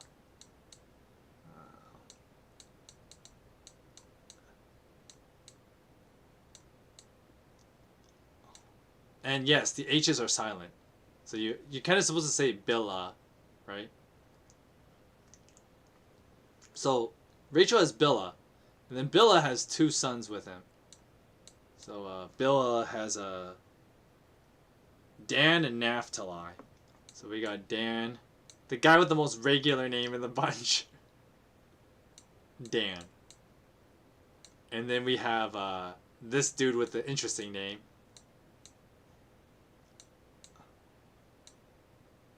How do you spell this guy's name? Naphtali. Oh, sorry. I totally read that with like dyslexia. You can't see it right now, but I have cross eyes. Naphtali. I don't know why I said Naphtala. Anyways, Naphtali. And then, so basically Rachel's like, haha! With Dan and Naphtali, I can totally like show my sister up, even though like Leah's still in the lead with like 4 kids, 4 boys, mind you. Because I mean, Leah, when she names these kids, she's like, a big theme is how, you know, she's like, oh God, please, like let my husband love me, because I mean that's every woman's, you know, dream, right? To have a loving husband, kind of thing, right? Loving partner or whatever, right? And I mean, you gotta feel bad for Leah because, you know, Leah was just kind of forced into this, one, because her dad has a stupid rule. And then so, Leah's just, like, you gotta feel bad for Leah. And then of course, like, Leah has to constantly deal with a guy who doesn't like her very much. And there's nothing like living with a guy who constantly tells you your sister is way hotter than you. Like, I don't know. I just have a lot of compassion for Leah. Really, I just feel bad for her. This whole shindig. And you know, the Bible does a good job of making you feel really sympathetic to her, right? Because the way that she celebrates each son's birth, right? She's like, with Reuben, you know, what's she say? Well, this is back in chapter 29, but you know, what does Leah say when she had Reuben? Because the Lord has seen my misery, and that's why you named him that. And then, like, the second kid, God heard that I'm not loved. So, of course, she's appealing God's senses as if God is a human being, right? You know, his sight, his ears. And then, of course, the third son, she's like, well, surely my husband must love me because I bore him 3 sons, which is a big deal, right? And, of course, the fourth son, you know, she's constantly making these appeals to God with naming each son, and the Bible does a good job of making, you know, as the reader, you should feel extremely sympathetic toward Leah. And I don't know, I guess it does hit me in a soft spot that like I really feel for Leah's character. I actually like her way more than I like Rachel, because like in the beginning of chapter 30, Rachel acts like mega petty. Like that whole like give me children or I'll die thing. It's just like a woman being super petty. And I mean, Rachel, it's not like Rachel doesn't have her reasons, but at the same time, like, you know, give Leah a break, man. Like, it's not like Leah asked to have crappy eyesight, which like prevented her from finding a man for like the longest time. It's not Leah's fault. Like, and you know what makes it really sad too? And I think there's obviously some like Jacob and Esau parallels between like Rachel and Leah. And it's kind of appropriate when we're talking about Jacob too, right? Where like it's the older child that, you know, you think they would have it, you know, they would have it made, but quite the opposite is true. And so it's the younger child that tends to be favored. And so in Jacob, like with Rebecca favoring Jacob, and then of course, Rachel being the younger sister is the one that actually has a man fall in love with her, whereas like poor Leah doesn't get anything. So, well, until like I guess being fertile is getting something, but in the grand scheme of things, like whatever, because it's not even like her kids that end up being the favored ones anyway. When we get to how Jacob is also kind of petty like Rachel, and I guess that's why they work together so well. It's kind of really sad if you think about it. Oops, sorry. I totally like clicked a Facebook window there. But anyway, I don't know. I just want to point out that I do have a soft spot for Leah, and so every time I read this story, like I always like I feel bad for Leah. Anyway, so Rachel's kind of like, haha, Leah, I have quote unquote kids of my own, though technically you made your husband marry another woman. So let's do a count here. Jacob has like 3 wives and has 6 kids between them, although one of them has no kids. But he has 6 kids between 3 wives. And Rachel's like, haha, I'll show you, Leah. And it's sad because now like sisters, Leah and Rachel, are now competing for this guy who's kind of a jerk. So it's kind of really, it makes Rachel look really petty. And that's kind of like, I don't know, the Bible in a smart way kind of like reminding us that even though this is the lineage, if you will, it's not exactly something to be proud of. Not because of the people, but of course God is going to do something with his family, which is the real important part. But that will be for another stream because I won't get to that part yet. That's down the line. But anyway, after Rachel kind of starts gloating over her sister that through a slave woman, she has 2 boys. Leah goes, well, 2 can play that game. And gives her servant, I think it's Zilpah? I think that's how you spell it. Zilpah. I'm going to check just to make sure. Yeah, Zilpah. So Leah's like, Rachel, 2 can play that game. And gives Zilpah as a 4th wife. So yeah, Jacob has 4 wives. And has 8 kids between them. Because Zilpah has 2 boys as well. And let's see what their names are. Leah's servant Zilpah gave birth. And the first one was Gad. Simple name. Not one you hear often, but it's a simple name nonetheless. And then Zilpah bears him a 2nd son, and his name is Asher.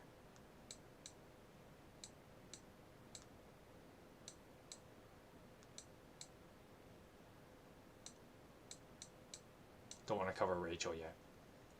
So Leah's like, aha! See? My maid has matched your maid.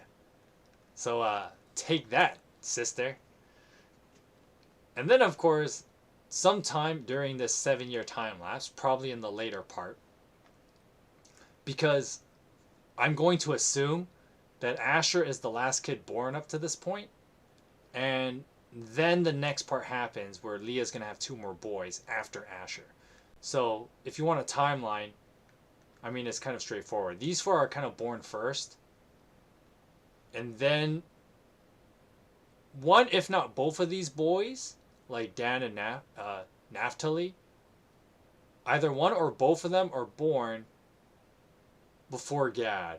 So it's possible that Naphtali could have been born after Gad, but that's not particularly important. Anyway, the next kids are born after Asher. That's kind of the point I wanted to point out at. Because Leah will end up having 2 more boys. And this is always a funny part to me where like... So Reuben is probably like good young adventuring age. Like a 5 or something. And goes pick out some mandrakes. Which are like...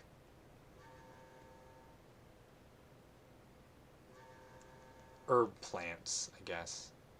They're used for cooking. So anyways, Leah's got, Leah has sons to kind of like do stuff for her. Rachel, still nothing, right? And then Rachel's like, because Rachel only has like Dan and Naphtali, who may still be like infants at this point, which I think this is why I still think of the whole shorter timeline, because it says that Reuben had to be the one to pick mandrakes, and mandrakes aren't like super hard to farm. But it's not like Rachel could have sent one of her own quote unquote boys, because they might not have been old enough to do it. Because, you know, they're toddlers at oldest. So Reuben picks up mandrakes, and Rachel's like, yo, give me some of those mandrakes. And Leah's like, are you crapping me right now? Like, no, I'm not going to just give them to you. What do you think this is? And then it's kind of sad that there's like the animosity building up between these two. But, I mean, that's what happens when you got to deal with Jacob as your husband. So, I guess it's just the way it is. And so Rachel comes up with this brilliant plan. Because, you know, the first plan of the whole having your husband marry another woman was a great plan as it was. Rachel has to come up with another great plan to sell her husband to her sister. Yeah, when you say that out loud, it does sound ridiculous. So anyway, Leah meets... So basically, Leah accepts the bargain because she's like, sweet, more sex. And so it's like, all right, Jacob, you're going to have sex with me some more because your wife said so. Weird way of... It does sound ridiculous when you say it out loud like that.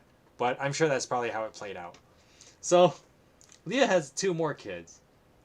And the first one is Issachar, the dude with the super awesome name. How do you spell this guy's name? I-S-S-A, and then C-H-A-R. So, Issachar. And then she has another one, and his name, another weird name, Zebulun. Whoops, I missed the U. Crap. Eraser. Marker. Zebulun.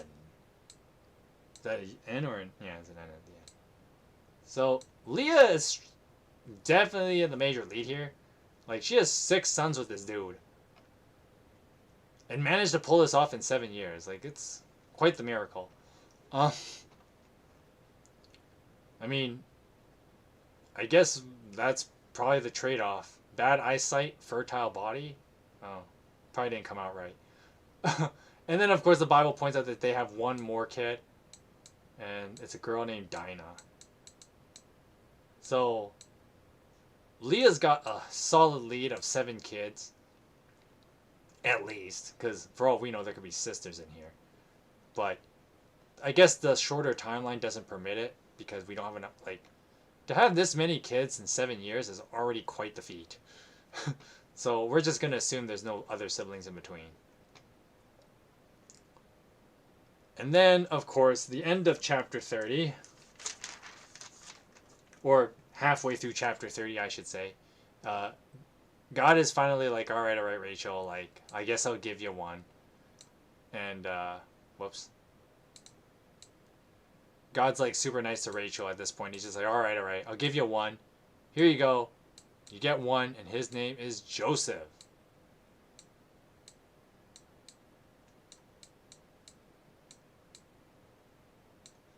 And then Rachel wishes for like another son, but he ain't around yet at this point of the story. So this is kind of how it'd be looking for the sons of Jacob and daughter. 1 daughter and a whole bunch of sons of Jacob with 4 different women. Because that's how we do things in the ancient world, I guess. So, in case you haven't caught on yet, these end up being the 12 tribes of Israel. Almost. We're missing some tribes because Levi doesn't really become a tribe, and then Joseph technically has 2 tribes. And the other brother that's not around yet, he also has a tribe, but we haven't listed him yet. Dinah obviously doesn't count. But sorry, you're not a boy. That's just the oof of the story. So anyway, just wanted to point out this is kind of what it looks like, in case you got confused with the whole family listing things and Jacob's polygamy adventures.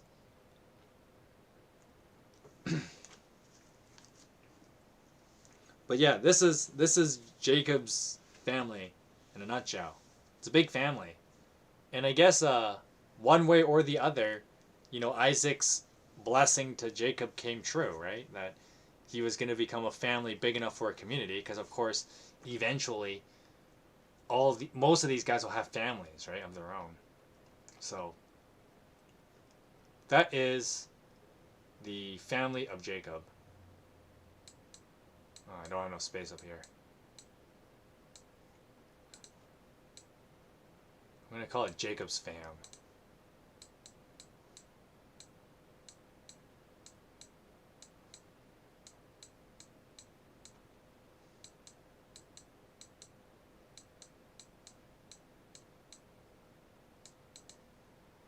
Jacob's fam, in a nutshell. This is it.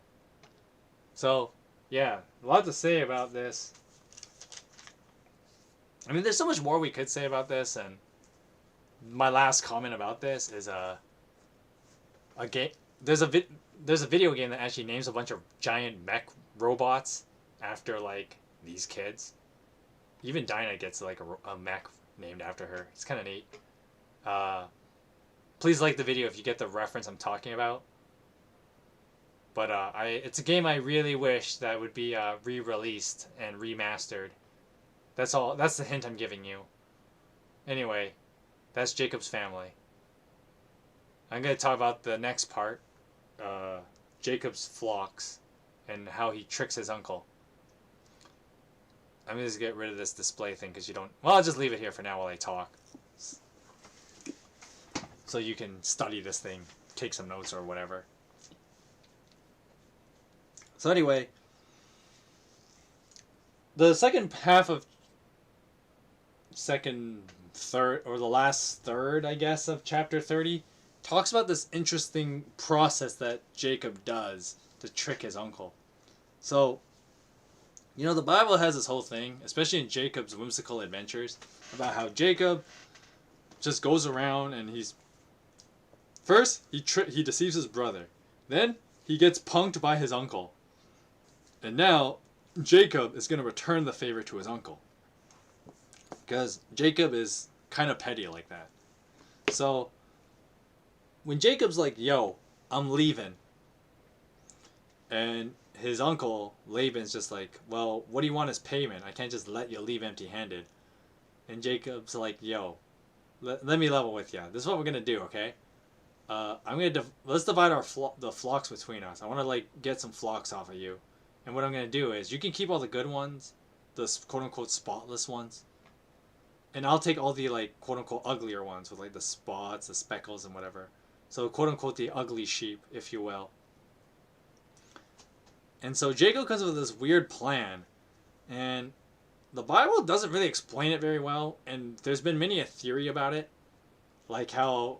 I remember reading this one scientific article about, how some people believe that Jacob may have had knowledge, somehow, of, genetic modification of animals. And so this weird plan of, having animals drink, basically this kind of salted water via tree branch would have, it changed the mental behavior of the goats so that they would only mate at certain times. And so basically what he did, if you didn't quite catch it in the story, what happened was that basically what Jacob did was he got all the stronger animals to basically all mate at a certain time, and he had them mate with the uglier animals, and he somehow was able to trick the minds of animals, because I mean, sure, animals are not the smartest, but you think animals would have some standards on mating partners, but whatever. So Jacob basically has all the strong female goats and sheep to mate with, the uglier animals, the one with the spots and whatever, right? Because Laban agreed to take all the spotless ones, which are generally like the better looking ones, and thus the superior livestock, the ones that aren't ugly and speckled and whatever. And so basically, because all the stronger female animals mated with the spotted ones, that means naturally the children would be the offspring would be stronger, and then the offspring would also naturally be born, with stripes or whatever. And so Jacob basically got to keep all the better livestock. That was basically the scheme that Jacob pulled off and kind of tricked his uncle. But to be fair, like at the beginning, Laban tried to like make sure Joseph got the short end of the stick, right? Because he's like, okay, I'm gonna take all the good animals away and lure and like bring them a couple days journey. But then of course like Jacob's like, haha, well, two can play that game. And so basically Jacob came up with this brilliant way somehow through tree branches and weird salted water to like lure those same animals and have them mate. And then basically Jacob ends up with like all the younger animals because they all would have had spots and stripes and stuff on them. And so that was his brilliant plan. And it kind of makes you wonder how Joseph was able to actually pull this off. I mean, how does that even work with animal psychology? Is salted water really that much better? Like, I have so many questions. But I guess it's just one of those weird, like, scientific mysteries. Maybe some actual scientist will actually explain this to me better. How Jacob actually pulled this off. And of course, as chapter 30 finishes, Jacob ends up with like tons of wealth because of this. Like, he basically becomes loaded. But I mean, Laban should have known that was coming, because didn't Laban himself say that, the diviners told him that it's because of Jacob he's been prosperous? It's not like his own merits, it's because of Jacob. And so if Jacob wanted his own wealth, Jacob could just get it. Like, would that not have occurred to him? Which leads to the last comment I have to make about this chapter, and something that makes people scratch their heads. Where, like, on the one hand, the Bible tells us, like, don't seek mediums, and don't seek spirit mediums and diviners and stuff like that. But then for some reason, when, like, non-Christians seek diviners and spirit mediums, it ends up telling them accurate information that God himself would give. Like, what? There's a few other instances where the Bible does weird things like this, but this is one of those weird cases where, like, a diviner would have told accurate information about God, which is kind of ironic. But anyway, that's all I have to say about chapter 30. Let's move on to chapter 31. And this one's kind of a long one, so I don't know if I'll finish after this, because chapter 32 is also pretty long. But let's see where we are at the end of chapter 31. I'm going to put this away now. I don't need the whiteboard. Okay. Chapter 31. So Jacob heard that Laban's sons were saying, "Jacob has taken everything our father owned, and has gained all this wealth from that which belonged to our father." And Jacob noticed that Laban's attitude toward him was not what it had been. Then the Lord said to Jacob, "Go back to the land of your fathers and to your relatives, and I will be with you." So Jacob sent word to Rachel and Leah to come out to the fields where his flocks were. And he said to them, "I see that your father's attitude toward me is not what it was before, but the God of my father has been with me. You know that I've worked for your father with all my strength, yet your father has cheated me by changing my wages 10 times. However, God has not allowed him to harm me. If he said the speckled ones will be your wages, then all the flocks gave birth to speckled young. And if he said, the streaked ones, then all the flocks bore streaked young. What? The streaked ones will be your wages. Then all the flocks bore streaked young. Sorry, that was just awkwardly worded. So God has taken away your father's livestock and has given them to me. In breeding season, I once had a dream in which I looked up and saw that the male goats mating with the flock were streaked, spotted, or speckled. The angel of God said to me in the dream, Jacob. I answered, Here I am.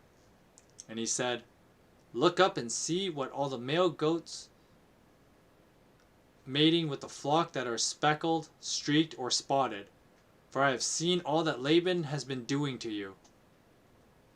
I am the God of Bethel, where you anointed a pillar, and where you made a vow to me.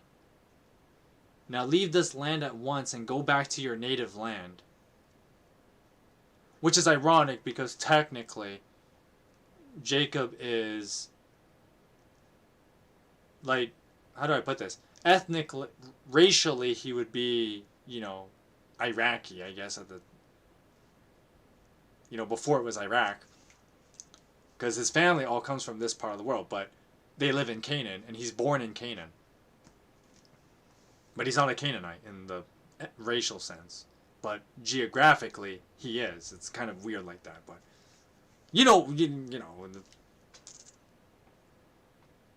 a place is just a place, right? So anyway, verse 14. Then Rachel and Leah replied, Do we still have any share in the inheritance of our father's estate?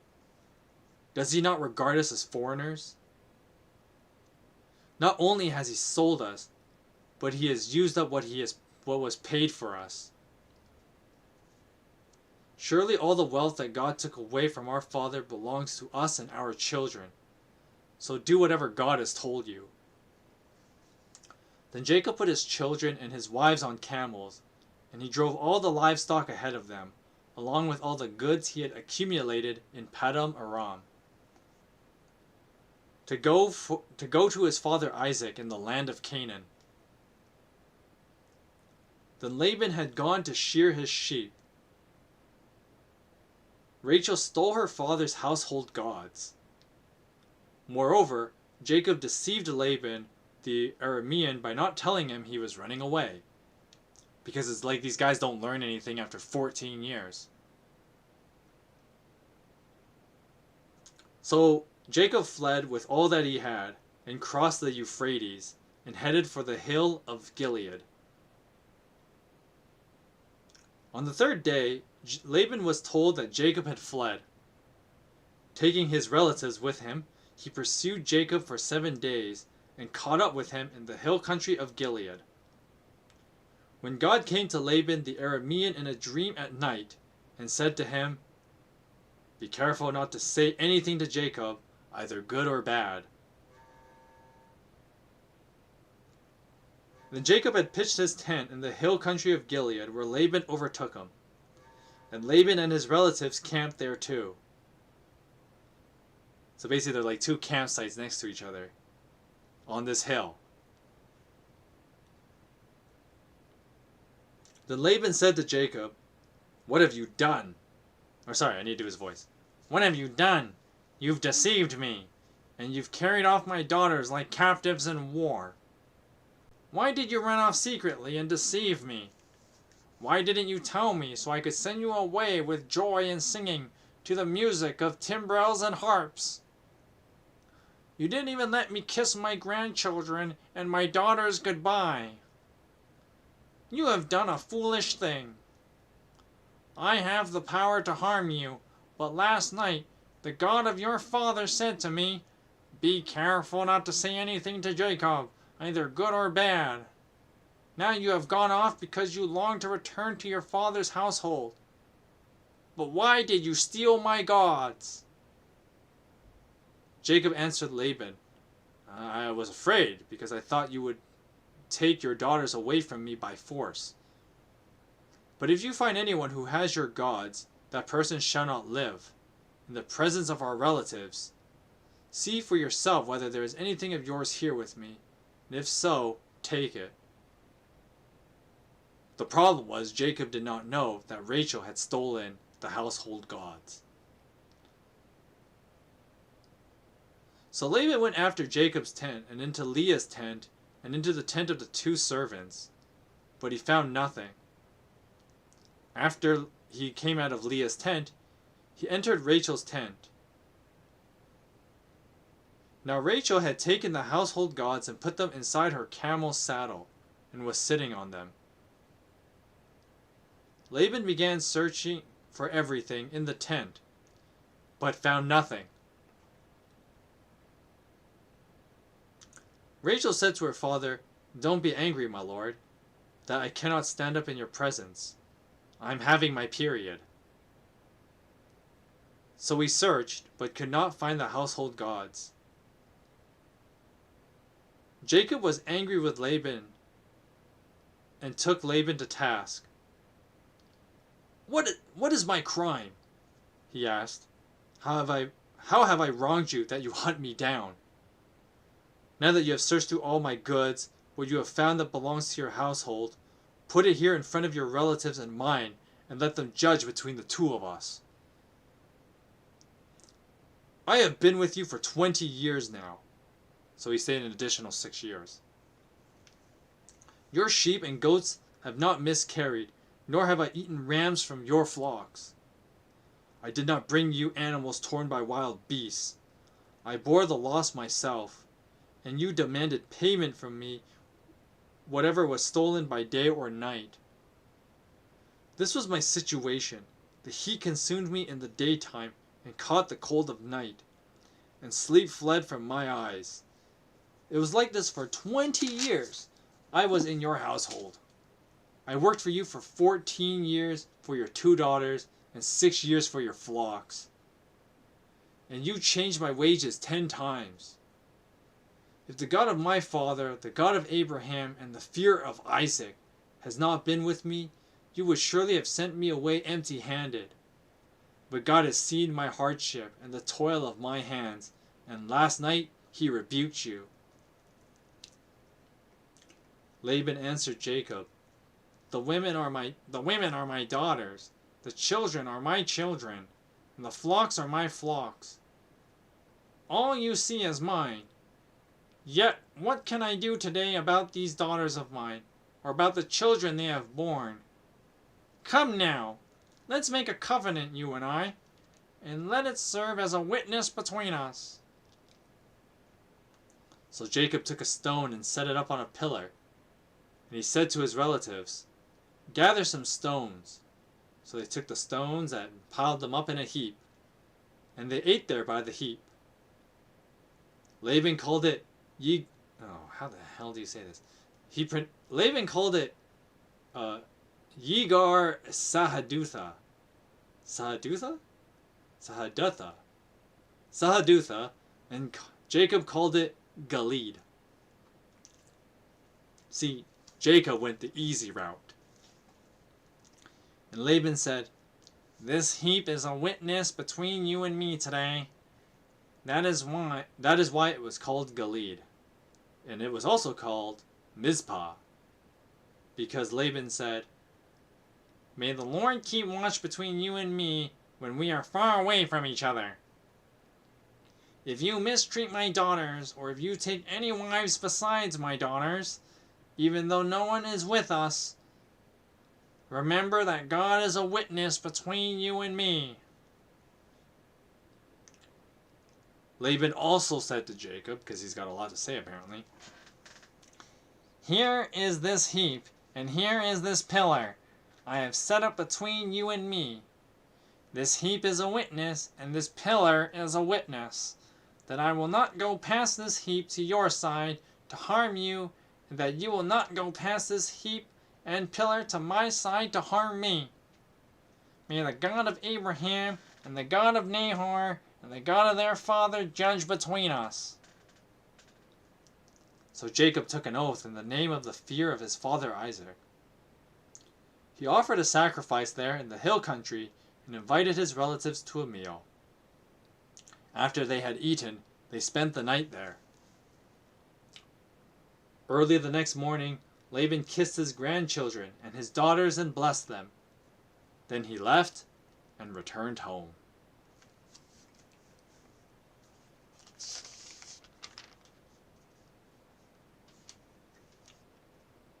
chapter 31. It was a lot of text, but there's actually not that much to talk about here. I mean, the only funny kind of like head scratcher moment is this idea that like, so Rachel like decides to take like the household idols from her dad, and I think the reason why the Bible tells us this is, well, it's more to kind of be a commentary, ironically enough. This story's kind of got a commentary on like how the Israelites left Egypt, and you know, they took a lot of Egypt's wealth. I mean, there's obviously some parallels between Jacob leaving Laban and the Israelites leaving Egypt. And of course, part of what Israel did when leaving Egypt was that they did take some of their household gods, right? They took all the gold and all that stuff, and they took some of the idols as well. And so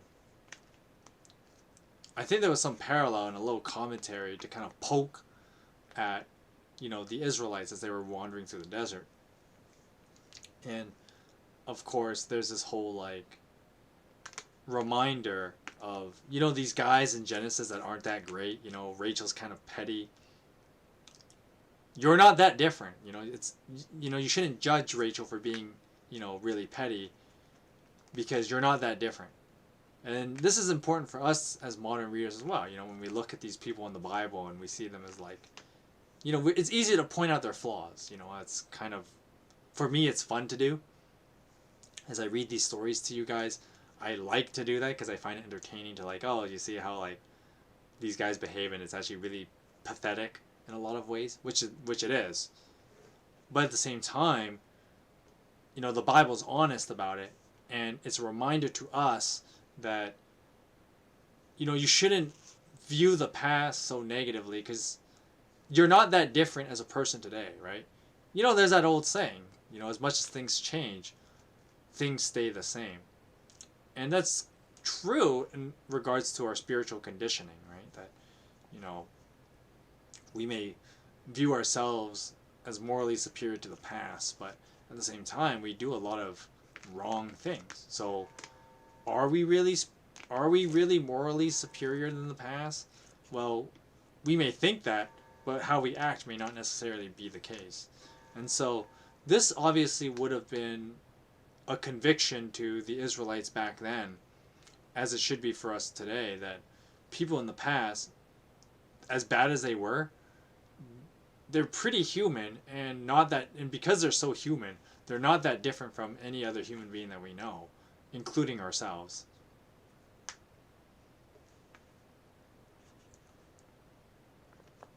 The other thing I want to point out is just kind of funny, where like, once again, like, God approaches Laban in a dream. So first Laban goes to like, you know, spirit diviners, which God tells the Israelites not to do.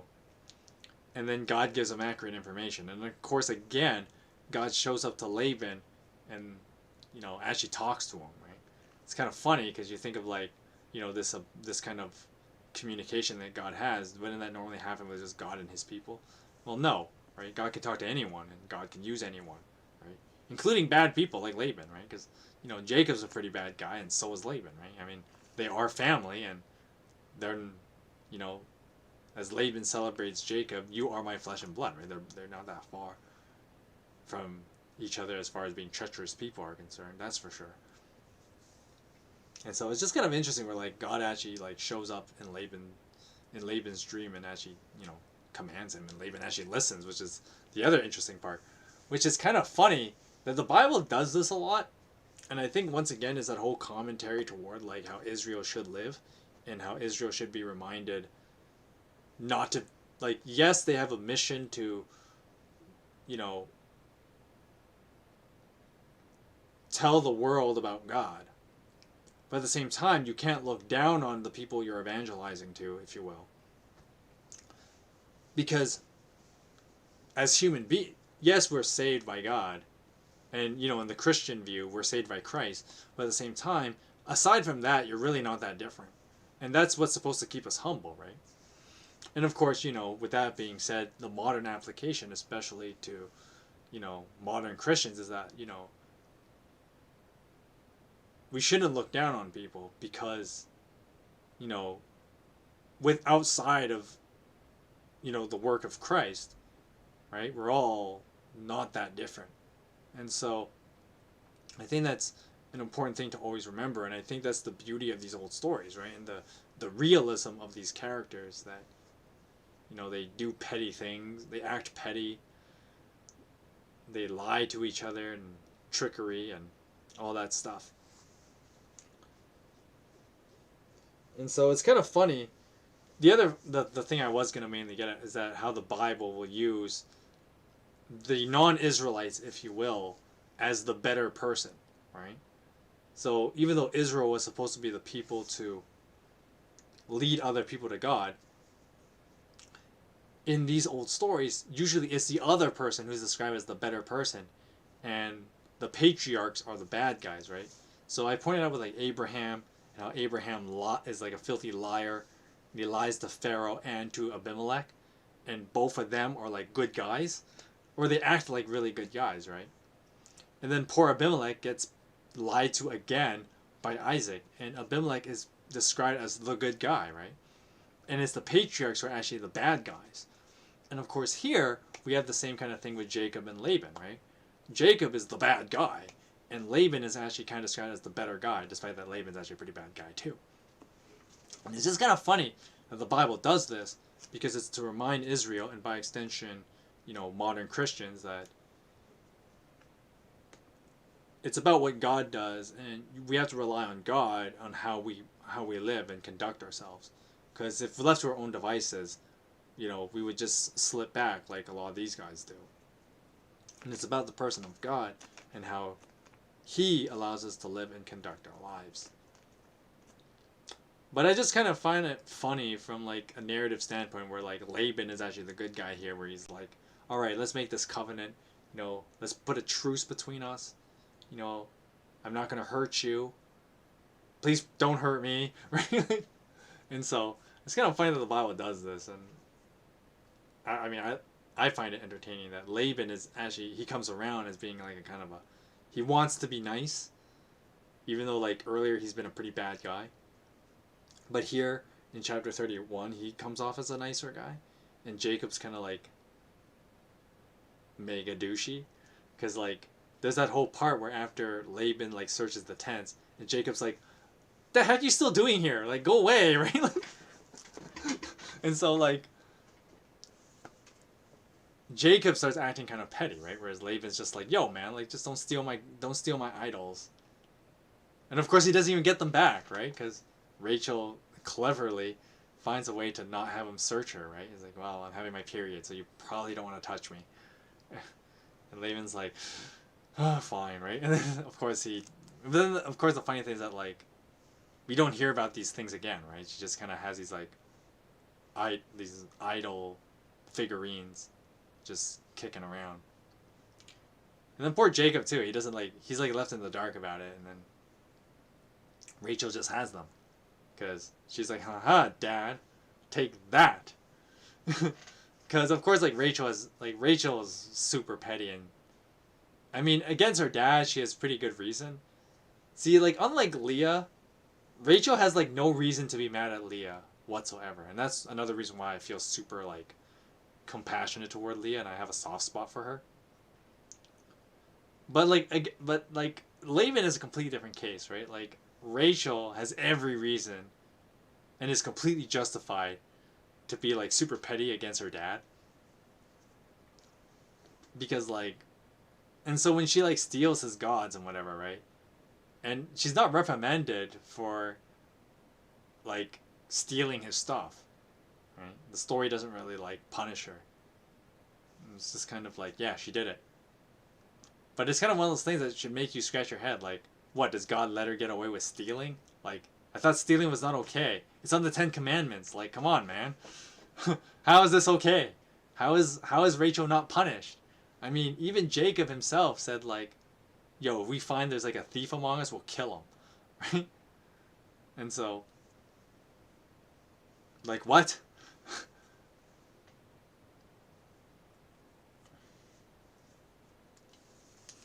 Ugh. Okay. I was just thinking about what else to read because see, I've run into this little problem here. If I read chapter 32, I have to read chapter 33 because they go hand in hand with each other. But I already know that if I read chapter 32, it will basically take up the rest of the 40 minutes. Because chapter 32, there's a lot to talk about. First of all, it's a more well-known story, especially in like Sunday schools. Like people would know the story. And more often than not, like the story is often told on its own, so it's like people know the story. But of course I want to read it with chapter 33 because the real significance of chapter 32's story comes in chapter 33. And so I'm kind of conflicted here whether I should keep reading or if I should stop reading. Maybe do more commentary or something, or talk about something, or, you know, answer some questions or something. But there's nothing else I really want to say without like needing to continue forward. But I don't want to really continue forward without doing both chapters. And I know that's going to take me a while. And I kind of want to end the stream relatively on time. Like the last few I've gone over quite a bit. So I kind of want to make up for that by not making this one as long. But with that said, I think I'm going to finish reading here. I do want to do a little bit more commentary and have fun with the whiteboard. Because I like doing that for you guys. The whiteboard thing is, you know, I'll tell a funny story actually. I used to do a Bible study group at this place I used to volunteer at. It was like a soup kitchen. And we had like, we would use one of the meeting rooms in the facility to do like a community Bible study. And they had a whiteboard there, and I love doing like the whimsical arts that I do. You like my sick drawing skills right here? Aha, yeah, my sick marker skills. And that's the reason why I like using the whiteboard actually, because it lets me draw out, you know, the whimsical world inside my mind. Because as you can see from my drawing there, like my mind can go all over the place. I mean, you already hear that from me talking, and so I don't know. I like using the whiteboard. And I don't mind like explaining other things too. Because there were some parts I kind of skipped over. But now I realize that like I have like less than half an hour. And like chapter 32 alone will take me half an hour. And then chapter 33, which has to go with chapter 32, would take like another half an hour. So that's a whole extra hour that I don't want to like cram all that material in. Because, well, one, it might even take me longer than an hour to do both those chapters, and that means I'd be going well over half an hour the limit. So that's basically going to be all I read. If you have any questions, now is the time to ask them. Otherwise, I think I'm going to be ending the stream pretty soon. And build up the suspense for next week. Because I know next week we'll have a bit more interesting content. I mean, not like the first part of Jacob's whimsical adventures were not interesting. I think his stay with his uncle was an interesting part of the story arc.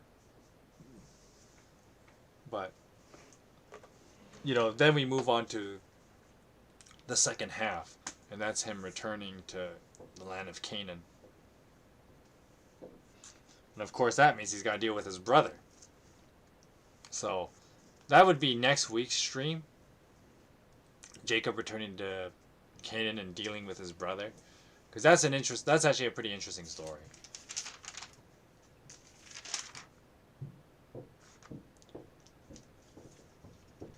And I'm just going to check 1, 2, 3, 4. Well, yeah, next week we can do 5 chapters. Today was only like, how many chapters did I actually read? I actually read quite a bit today, actually. I read like, let's see. Chapter 28. 1, 2, 3, 4. We read 4 chapters today and managed to cover in 2.5 hours. So I'm actually satisfied with that. And the next week, we will spend a whole 3 hours reading 5 chapters. Of course, one of them is like a genealogy chapter, and you just list names, and that part I just kind of just read through. But so that, like, next week I should be able to do 5 chapters in like 3 hours. But with that being said, unless you have questions, I'll give you a minute or two. I'm gonna end the stream pretty soon. I'm also starting to feel that I'm a little bit tired.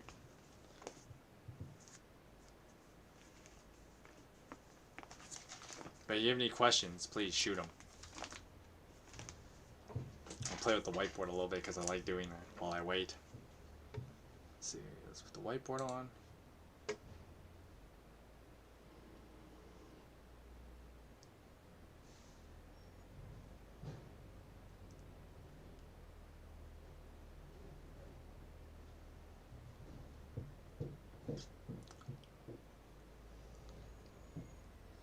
And I wonder if any of you guys get the reference I was talking about with, like, there's actually a, I don't want to give too many hints, but these names, most of them were used to name mech, like giant mechs in a certain franchise that I'm a huge fan of. Like the video if you get the reference. But I don't know. I really wish that game was remastered. Please, Nintendo, put it on the Switch. I will pay full price for it. Anyway, I'm going to close this. I don't need this anymore. Don't save. Let's get rid of the display capture. There you go. Well, I think this is going to be the end of the stream. You guys enjoyed. I hope you guys enjoyed this, and I hope you guys will come back next week for the return from Jacob's Whimsical Adventures, as I do the reading stream next Friday. I guess I'll give a little bit of like the scheduling of next week. So I'm going to contact Taki tomorrow, and we will see if we're going to do some Silent Hill, because I know I've gone 2 weeks without it. But I really want to finish it. I really want to finish it before December starts. I know it was kind of like, at first I was kind of like, well, I don't mind extending it beyond Halloween, even though it was kind of meant to be a Halloween project. But, you know, my main goal is now to have it done before December, because I want to do something else for December. And so I'm going to try and contact Taki and see if we can do, hopefully 2 Silent Hills this week. So we'll do that. And then, of course, next Thursday we got Throwback Thursday. I'm going to try and finish the Protoss campaign for Brood War. I mean, it'd be amazing if I could even do that, because it's still got like 2.5 levels, I think. What chapter am I on? I think I'm on chapter 8 or something. And then you gotta do chapter 9 and 10, right? So I got like 2.5 chapters. I don't know if I'll be able to pull that off in 3 hours. But next Thursday I'll try and finish the Protoss campaign. Might go a little bit longer just to achieve that goal for Throwback Thursday. And then next Friday we will do the whimsical return of Jacob in the next reading stream. So that's kind of the schedule for next week. To stream at least 4 days. If I might even do 5 days if Taki is able to do 2 days, and then I'll do like a 3rd day of something else. And then Throwback Thursday, and then the reading stream. So that's kind of the schedule. If you guys, you know, want to be constantly updated on when I do streams, I mean, I have a pretty regular schedule of like from 3 Pacific to 6. Of course, you can, you know, join my Discord. Just send me a message and I'll invite you in. My personal Discord account is in the description below. You can also find my Facebook page. I'll just send you a link to that, honestly, because I tried to put a link on here, but then that link doesn't work properly for some strange reason. Like, a few people tried to like click it and then it didn't work, so I don't know what's up with that. But anyway, that's all for announcements and housekeeping. With that being said, this is going to be the end of the stream. Hope you guys enjoyed. Hope you guys learned something. And I hope to see you guys next week for the whimsical return of Jacob. I hope you guys have a great day, a great rest of your night, and God bless you.